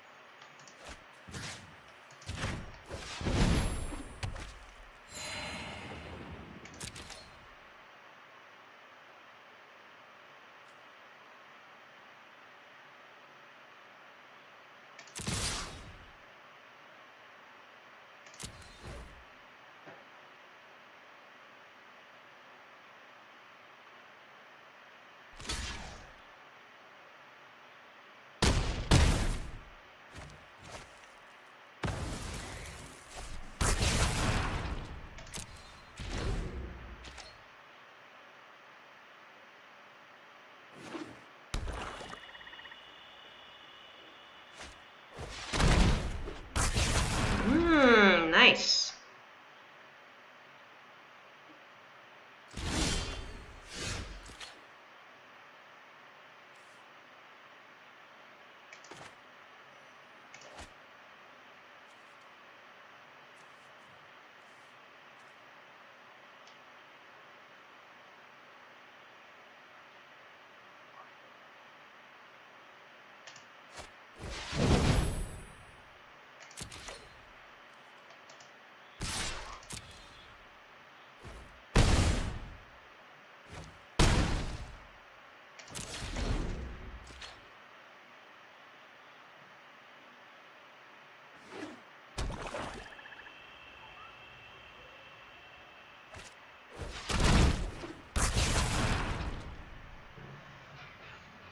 I think as long as I control the air, I'm fine. They don't have a flyer to bring back.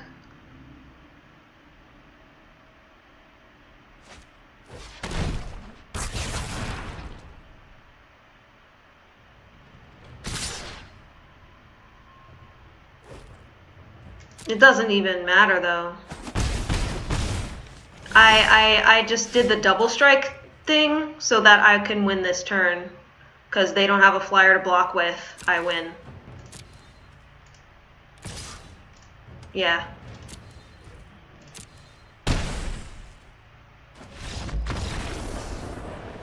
Normally I would be worried about that enchantment, but I was in a position where it didn't really matter. As long as I didn't kill anything, which I didn't need to, because I had enough life, he wasn't going to get any bats.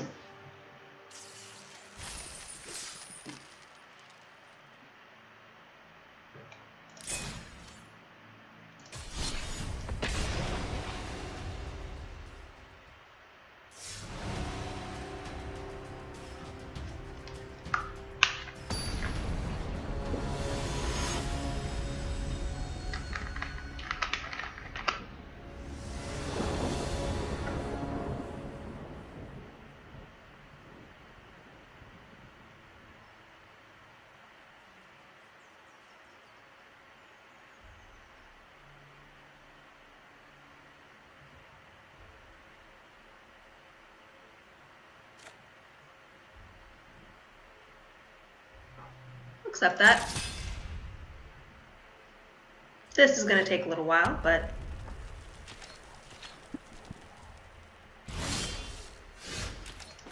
less long with her. Turn 2 champion, turn 3 Danitha. Turn 4 Helm. Turn 5 Equip. Ooh, but Rogue's Gloves might be a little bit faster.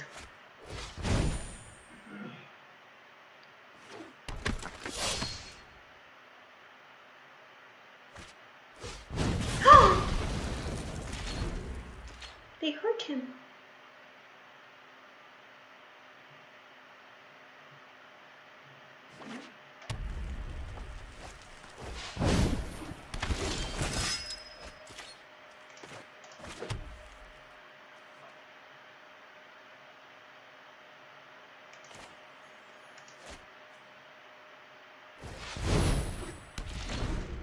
Ideally, I would just get rid of it, but for start, I don't want her to be gaining life on me, so...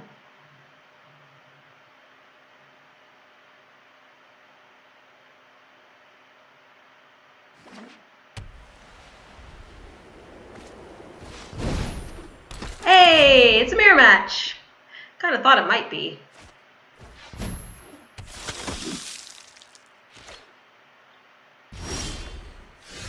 Okay.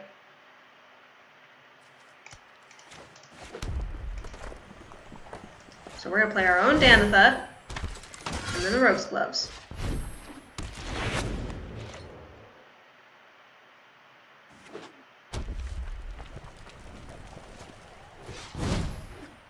Now my Danitha can't attack for block. Oh boy. Oh boy. Oh god. This got out of hand really quick. Ah! Ah!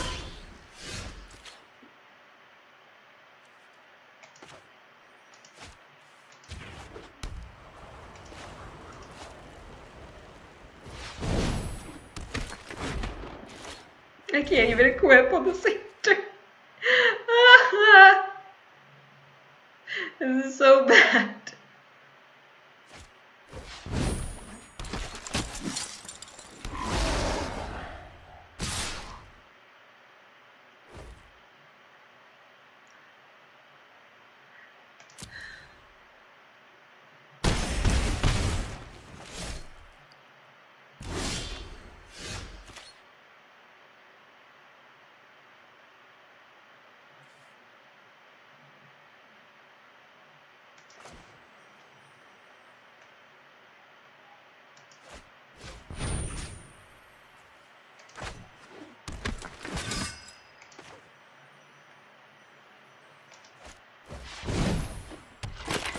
Yeah. I don't have any flyers, so.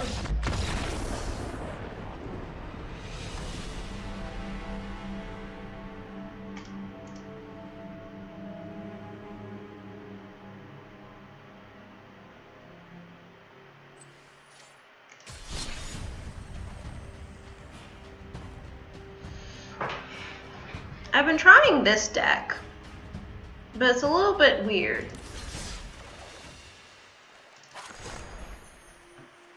It's based off of a really good draft run that I had, where it was red-white, like aggro, and it's like it curves out at 3.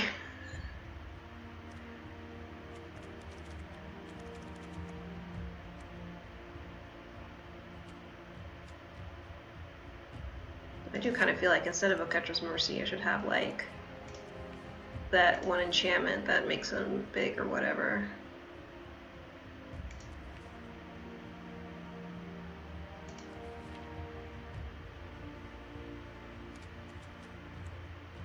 Like another Pride of Conquerors or something.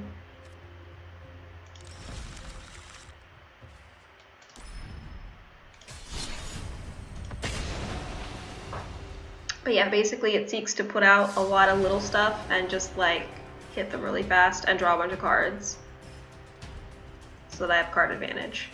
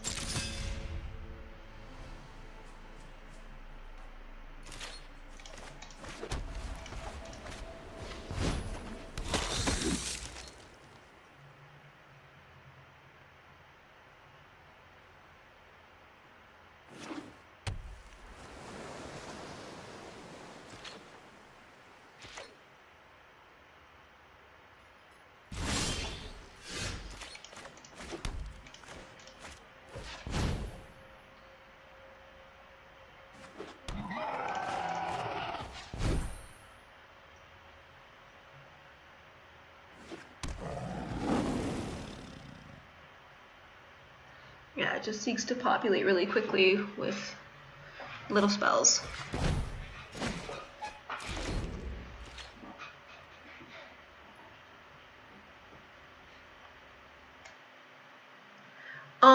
I have the knight that gives other knights +1/+1. In the equipment deck. Not in this deck, though. I could put him in, I suppose. He's a 3-drop, so that's like the top of the curve.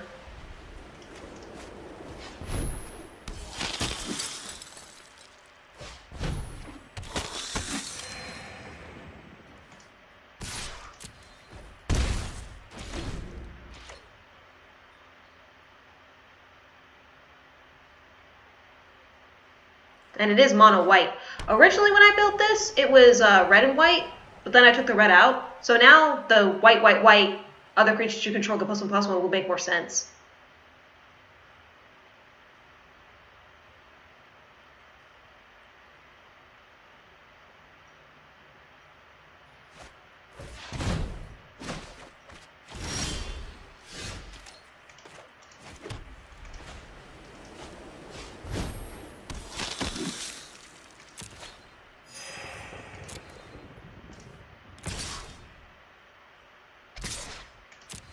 Yeah, definitely.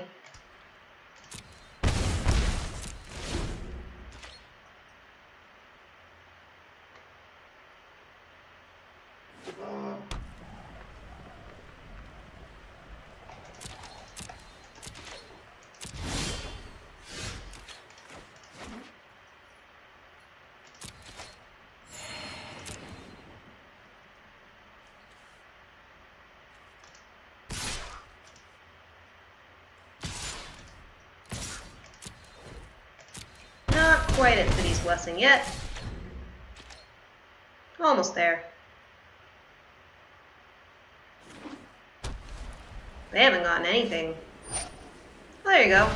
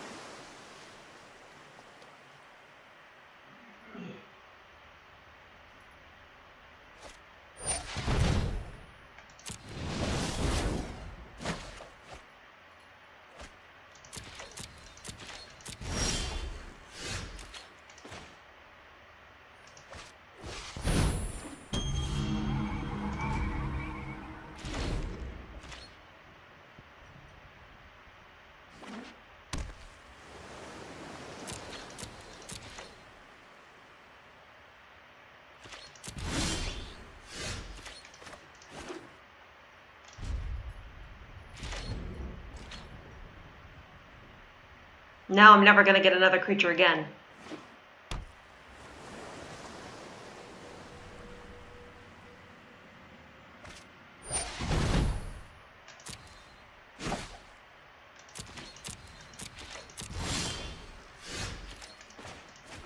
Is this like Approach of the Second Sun? What is this deck?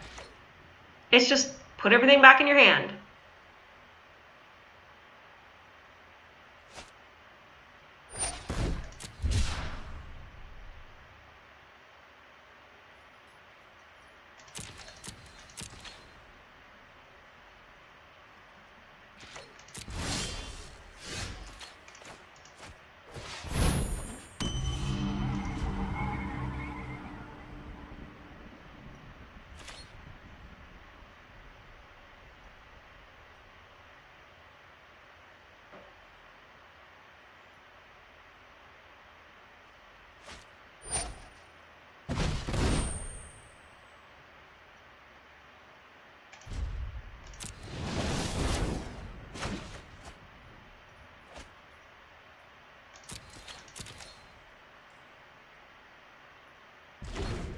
Wait. There was no... What? There was no second main phase. Whatever. They meant to do it on my end step anyway.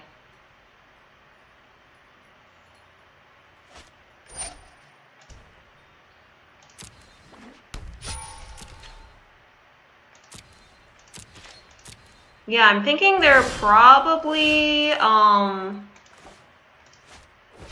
the second sun as their win condition.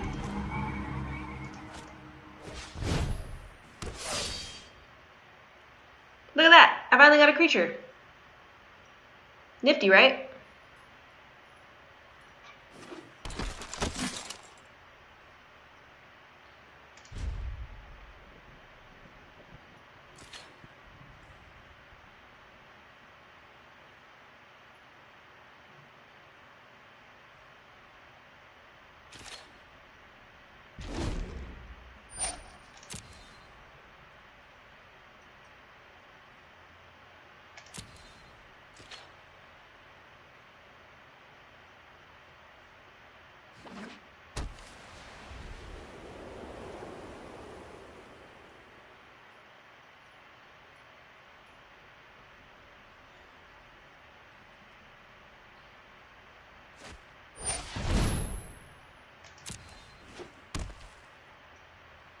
Oh, maybe they want to mill me out?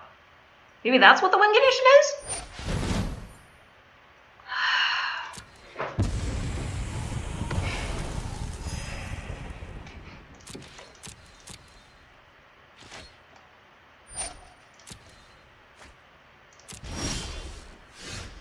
Sorry, this is dumb.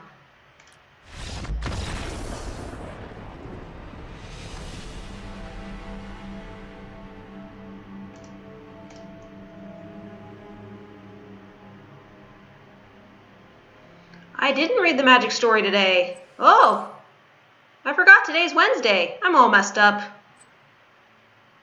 I didn't have Monday, so that was weird. In my mail back. I usually read it right on time, but I don't know, I forgot today.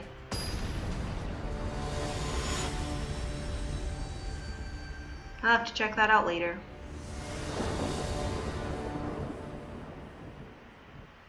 What I did see today was the Nintendo Direct with the new Smash Brothers stuff. Read it on stream? I could, I guess.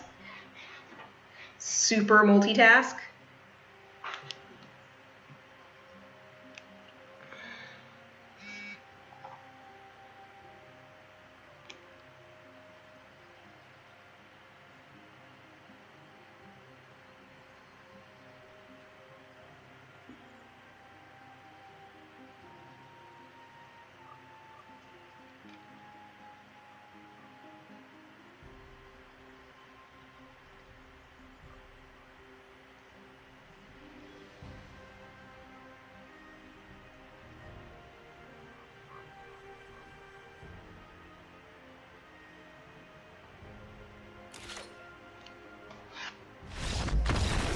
Hey, look at that.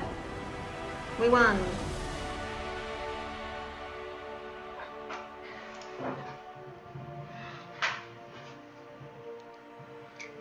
Okay, so this is continuing the whole story that's been going on, the M19 story.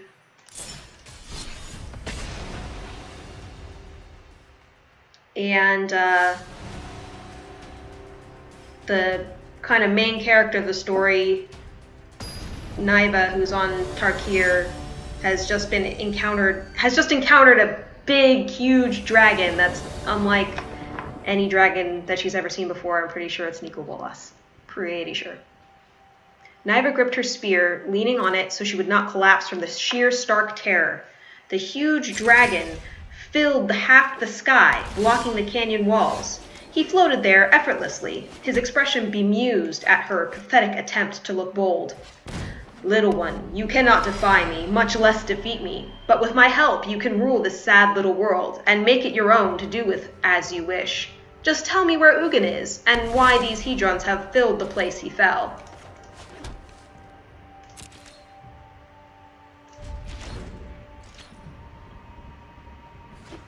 Her throat was so dry, the words came out in a croak.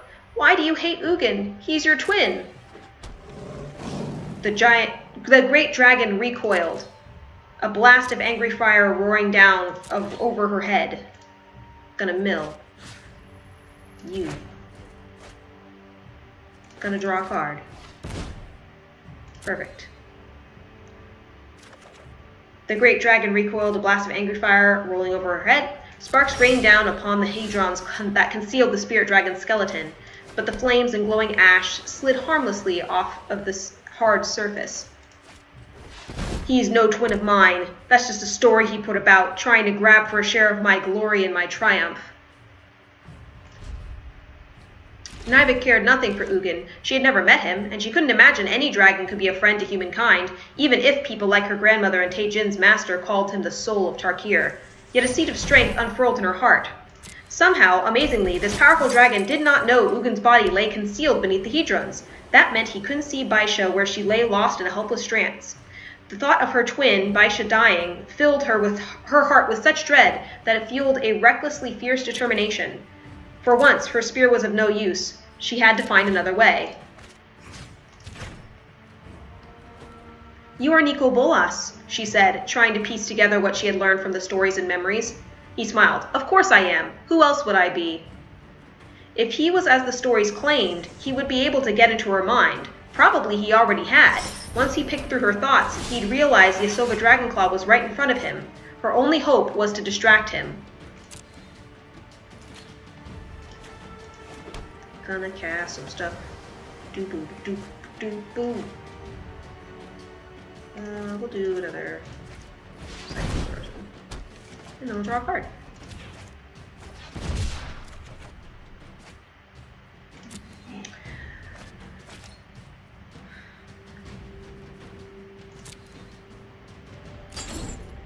Her only hope was to distract him. Hadn't Ugin said not to ever make him angry? If he killed her, then at least she couldn't betray her loved ones. "Yes, I have heard of you. I know all about you. You're a liar when you said you aren't a twin to Ugin. You were born together and fell together. Isn't that right?" His roar shook the air. Rocks fell from the canyon wall, rolling and bouncing to crash against the hedron cocoon, but the hedrons held firm because they were stronger than rock. "Of course that's not right. Who told you that?" He loomed closer, his shadow stealing the patch of sun in which he stood. His voice dropped from a thunder to a threatening whisper. "Did Ugin tell you that?" She took an involuntary step back toward the hedrons to put distance between herself and his teeth. Wasn't it odd that his first reaction was not to smite her, but to quibble defensively?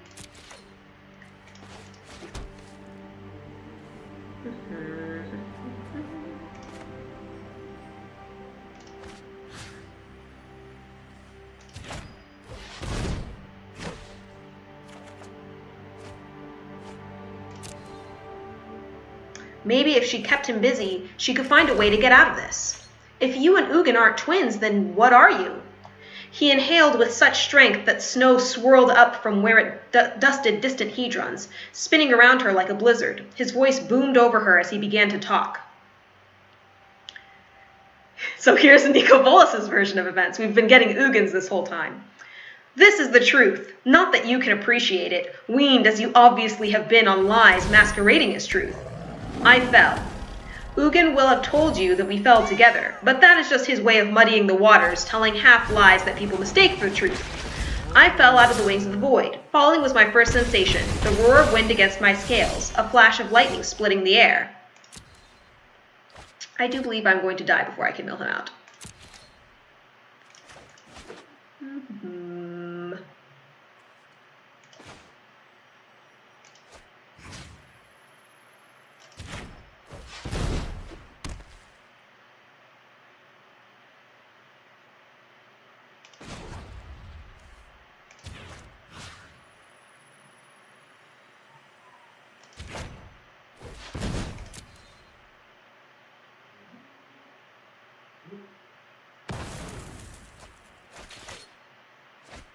Yeah, I'm gonna die.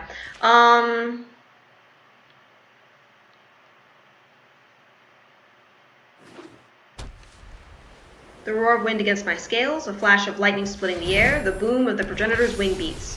The thunder of the progenitor's passage woke me from the dream of falling. When I awoke to conscious thought, I knew all at once with full understanding that my destiny is not to fall, but to fly. I opened my wings to catch the air. Ugin may tell you that he and I were wrapped together like one creature, born together, falling together, minds waking together in bewilderment and curiosity. He may tell you that as we realized we were beings, We were beings, minds, consciousness that we unfolded together, flew together. But that is wrong. I flew first. I breathed first. I beheld the majesty of the sun and the splendor of the heavens and understood the magnificence of my mind in those first instants. Then I recognized the curled-up creature falling helplessly beside me. Of course, my instinct was to help. Using the tip of my wing to swat his flank, I woke him. With my encouragement, he too unfurled his wings. His wings were not so mighty as mine even then, when we were not yet full grown. In this way, he discovered flight, or should I say, I taught him that flight is what dragons are made for. Flight and power. Of course, I immediately noticed we had siblings. The tempest churning within our progenitor's shadowy wings had passed over, leaving us behind in a green and quiet land. We were alone, just the 6 of us. 6? Naiba asked. Weren't there 8 of you? Didn't 2 fall without waking? Didn't their bodies shatter atop the mountain? One of his foreclaws swatted down next to her, the impact shaking her off her feet. Her knees hit the ground hard. Pain stabbed her tears to her eyes. Do not interrupt me again, he thundered. As she braced herself to get back up, her face was briefly hidden from his scrutiny, and in this tiny moment of privacy, she allowed herself a tiny smile. How he loved the sound of his own voice. Maybe it would be possible to distract him after all, just as grandmother all those years ago had chosen to distract Atarka with the promise of food in order to save her people. Falling and flying is how it started. We flew out of joy. We flew on a journey of discovery, eager to learn more about the complicated pattern of landforms and seas. At first we thought these were living beings like us, but soon comprehended this was nothing more than the world's natural order. We flew for what lesser creatures would measure as years. That was our childhood, the heavens, the wind, the sun, and the stars, and the song they made in their glorious existence, a perfect setting for creatures as splendid as we dragons. At last I alone had the courage and the hunger to dare fold my wings and set claws upon the ground. Of course, that momentous decision presaged all that was and is to come. My wings span the heavens, and my presence, my weight, my size, my claws, all these give me dominion over the earth and all that lives on the earth. So I named our home Dominaria, because I claimed its song for myself. Naturally, the fractious and unstable humanoids had to be domesticated and made fit to live in peace. My exceptional success at these efforts naturally caused envy among my siblings and cousins, but their resentment and backbiting was easily dealt with by a personage of my talent and wisdom. But all was not triumph in those days. Sadly, Ugin did not prove up to the challenge. In the early years of my struggle, he pledged to stand beside me, but in fact he hadn't the stomach for the work. We had to clear out a nest of particularly foul humanoids who stumbled upon a wounded and already dying dragon and claimed they had killed it. A false sense of victory caused them to swagger about as if they had earned a shower of glory. Of course, they had to be eradicated. But Ugin lost his nerve. He flew out of range of their venom-soaked weapons, watching as I selflessly risked myself to avenge our sister's death. Even he would admit this is true. He made excuses, he quibbled, he whined. He kept trying to talk me out of taking control of a situation that would soon threaten all dragons on Dominaria had it been allowed to spread unchecked. Even when I thoroughly vanquished our foes, he criticized me for my methods, as if I hadn't taken the only path available to end this threat. But I listened patiently to all his wheedling complaints. A few scraps of wisdom percolated up here and there within his words, and I heeded them, too, for I wished nothing more than to bring a harmonious existence to all sapient creatures on Dominaria. I tried to explain how it would all work out, but he was still frightened. And so he fled. He vanished. There one moment, and then, as if with the blink of an eye and a ripple through the air, gone. What a sorrow and grieving I felt at his disappearance. What a howl of despair I raised. It happened so fast I truly believed it was my fault. I thought I had not properly reckoned with the cunning and hate of the surviving humanoids. I berated myself for overlooking the power of their sorcerers, for it was impossible for me to believe my dear Ugin was a coward. The only explanation that made sense was that a powerful spell had obliterated him right before my astonished eyes. Of course, I rooted out all the humanoid sorcerers in the area. I persuaded them to give up their secrets. Those who refused, I killed, while those who cooperated I learned from, and then killed later, since I could no longer trust them. Afterward, I wisely created my own academies to train those with magic, so that they could serve the greater good under my... I don't even know that word. Suzerainty? Suzerainty. Suzerainty, I guess. Naturally, my siblings and cousins envied my success. I did not want any conflict with them. Live and let live is a good phrase, is it not? But I had no choice if I wanted to protect my people. I could speak at length about the war that others forced upon me, but that would bore me. Suffice it to say that it lasted a long time, many generations, as you short-lived humanoids measure time.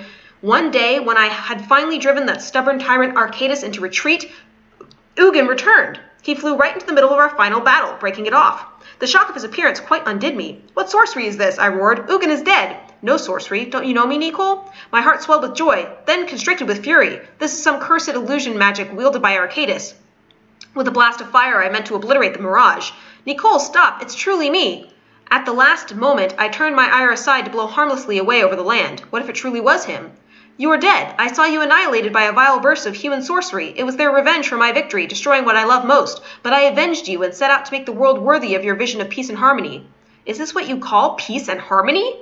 Spoken like Ugin, he was always finding fault with everything I did. But this time, I would impress him, and he would admit I was right, that I had surpassed him.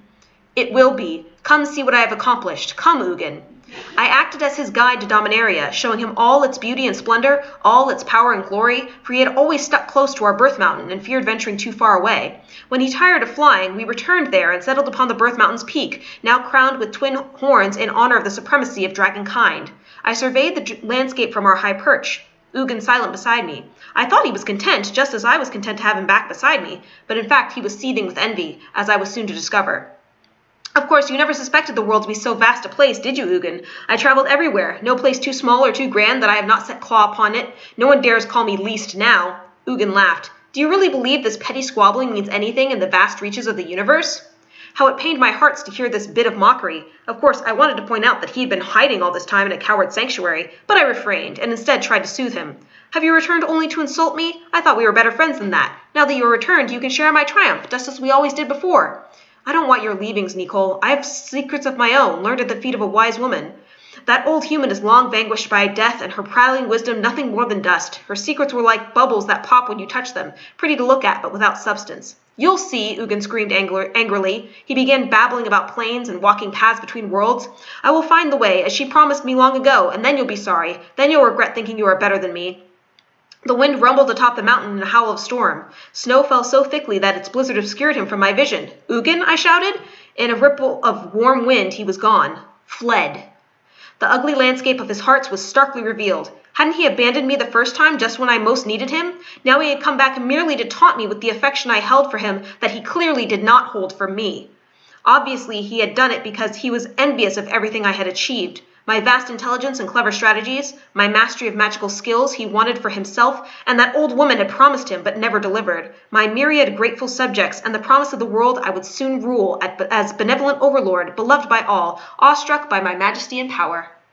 How dare he claim to be better than me? How dare he flaunt magic that he refused to share? He was nothing, no one, too weak and cowardly to fight. He was least in standing among us elder-born dragons, not really deserving of even being counted among us. Probably he had hoped to steal my glory and claim it for himself. No wonder he was angry, recognizing he hadn't the gift or strength for what I had so easily managed.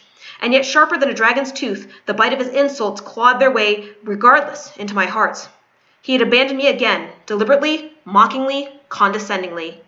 I, who burned with the bright heat of 1,000 suns, felt cold for the first time, cold with the grief of rejection. He had returned with the express purpose of rebuffing my overtures of friendship, of flinging my generosity back in my face.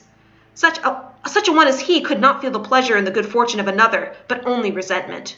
Such a one as he could gain no satisfaction or delight in the accomplishments and successes of another, but only bitterness.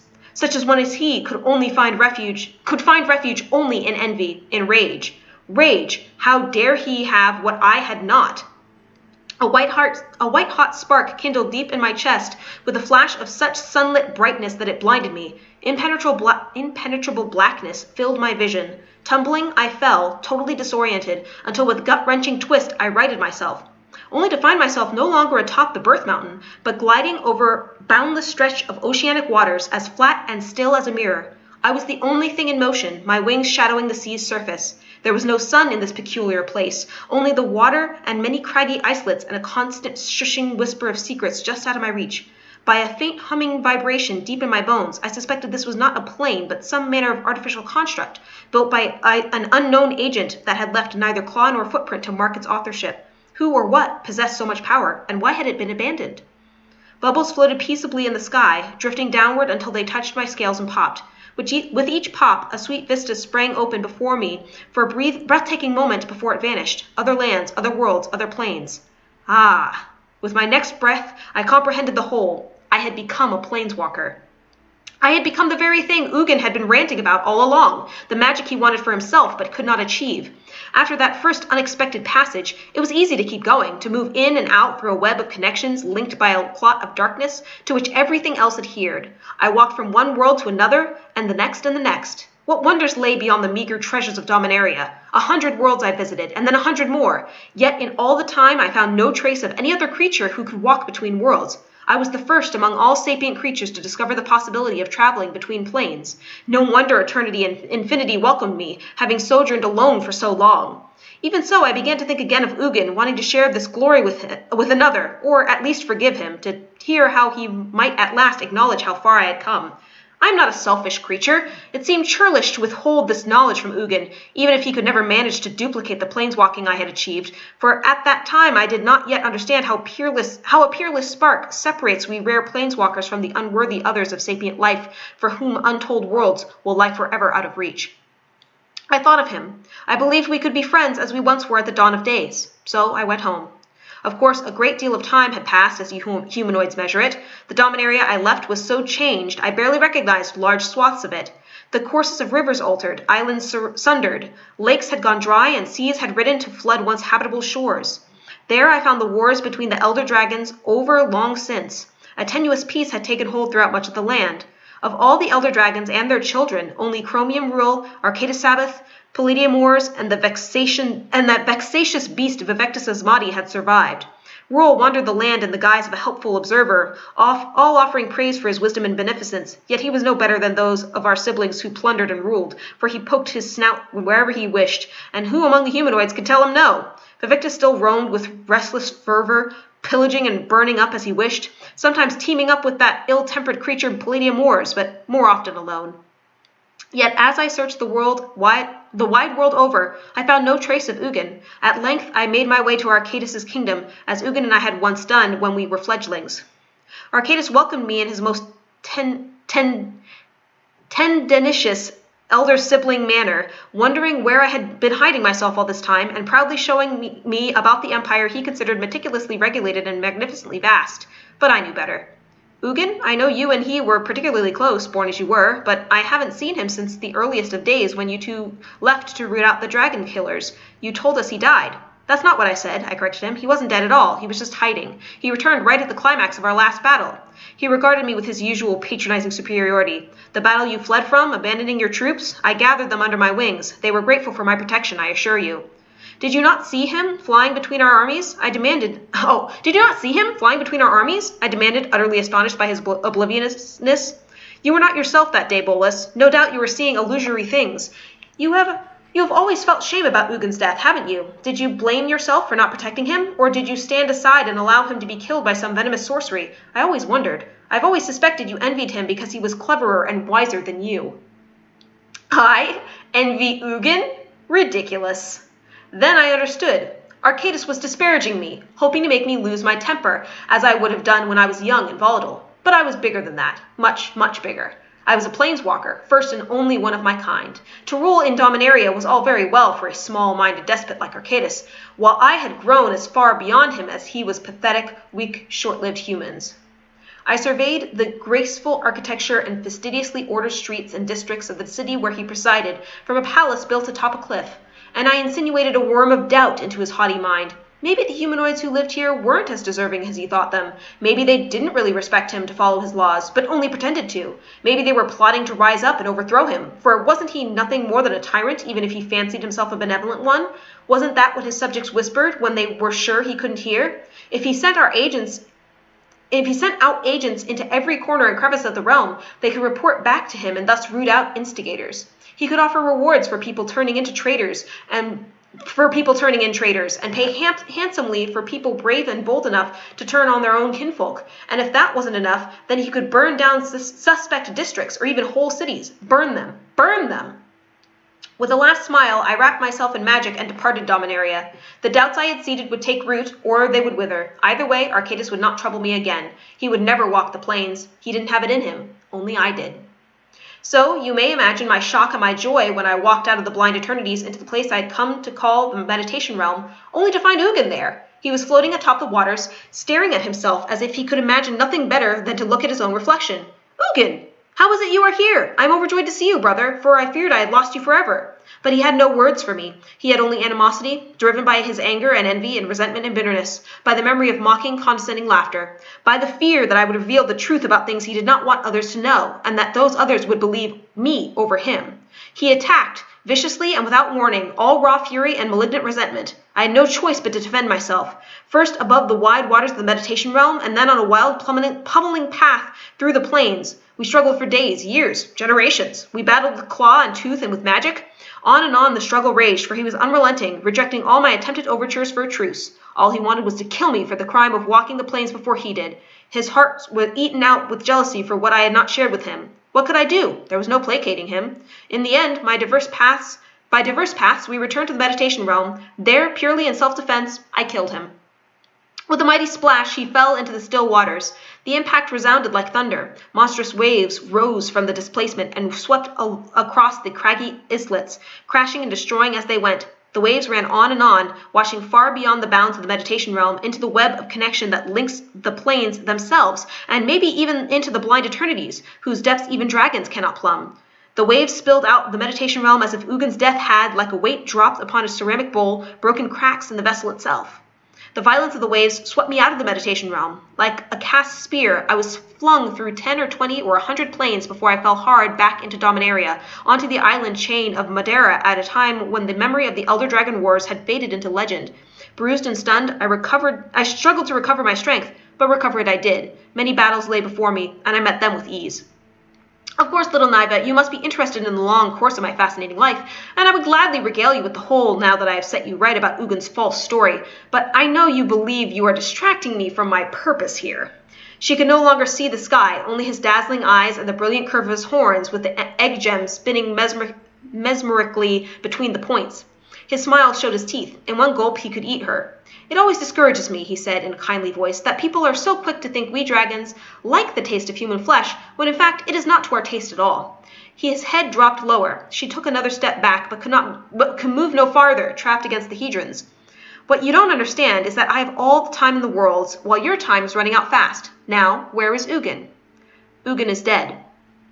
So I believed when I killed him in the meditation realm. I departed, believing him dead. That was my mistake, because somehow he wasn't dead. He has plagued me ever since, most recently with a misbegotten plan to trap me on Ixalan by means of a magical artifact. Ixalan? She croaked out the word, anything to keep him talking. The name means nothing to you. It's another plane, one you will never see in your entire short, brutish, nasty life. Her limbs were cold and her heart was sluggish, as if her body had decided it was better to collapse into insensibility than face the shattering power of Nicol Bolas, Ugin's greatest enemy, but she would not cringe. Ugin is dead, she forced out the words in a harsh whisper. His bones lie right here, beneath the hedrons. His rumble unnerved her as his gaze scanned the formation winding out of sight beyond the curve of the canyon. His falling body cleaved this canyon. I suppose it's possible his bones really do lie here. Can't you see the bones?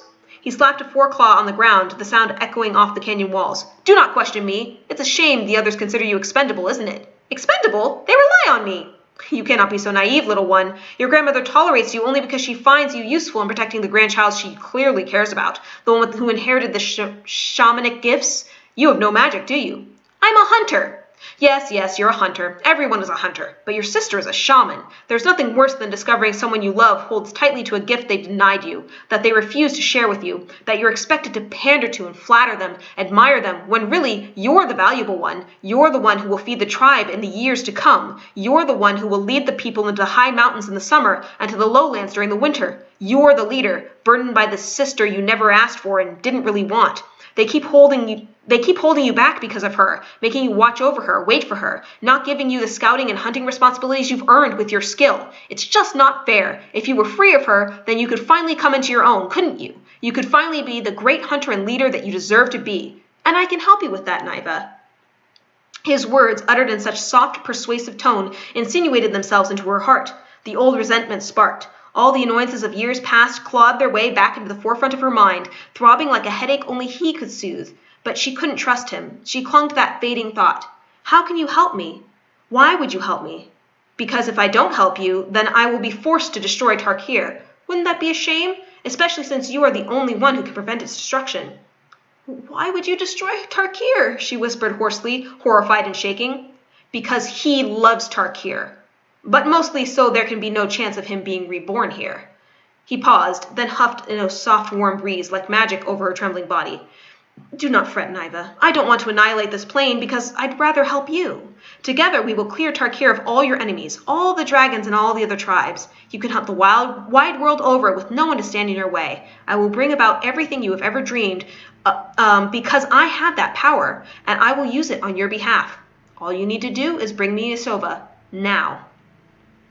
Now. The word reverberated in her head. It was true after all. Baisha had always been a burden heavier than a net of dead goblins. When grandmother died, no family group would risk taking in a young, inexperienced whisperer whose presence could get them all killed.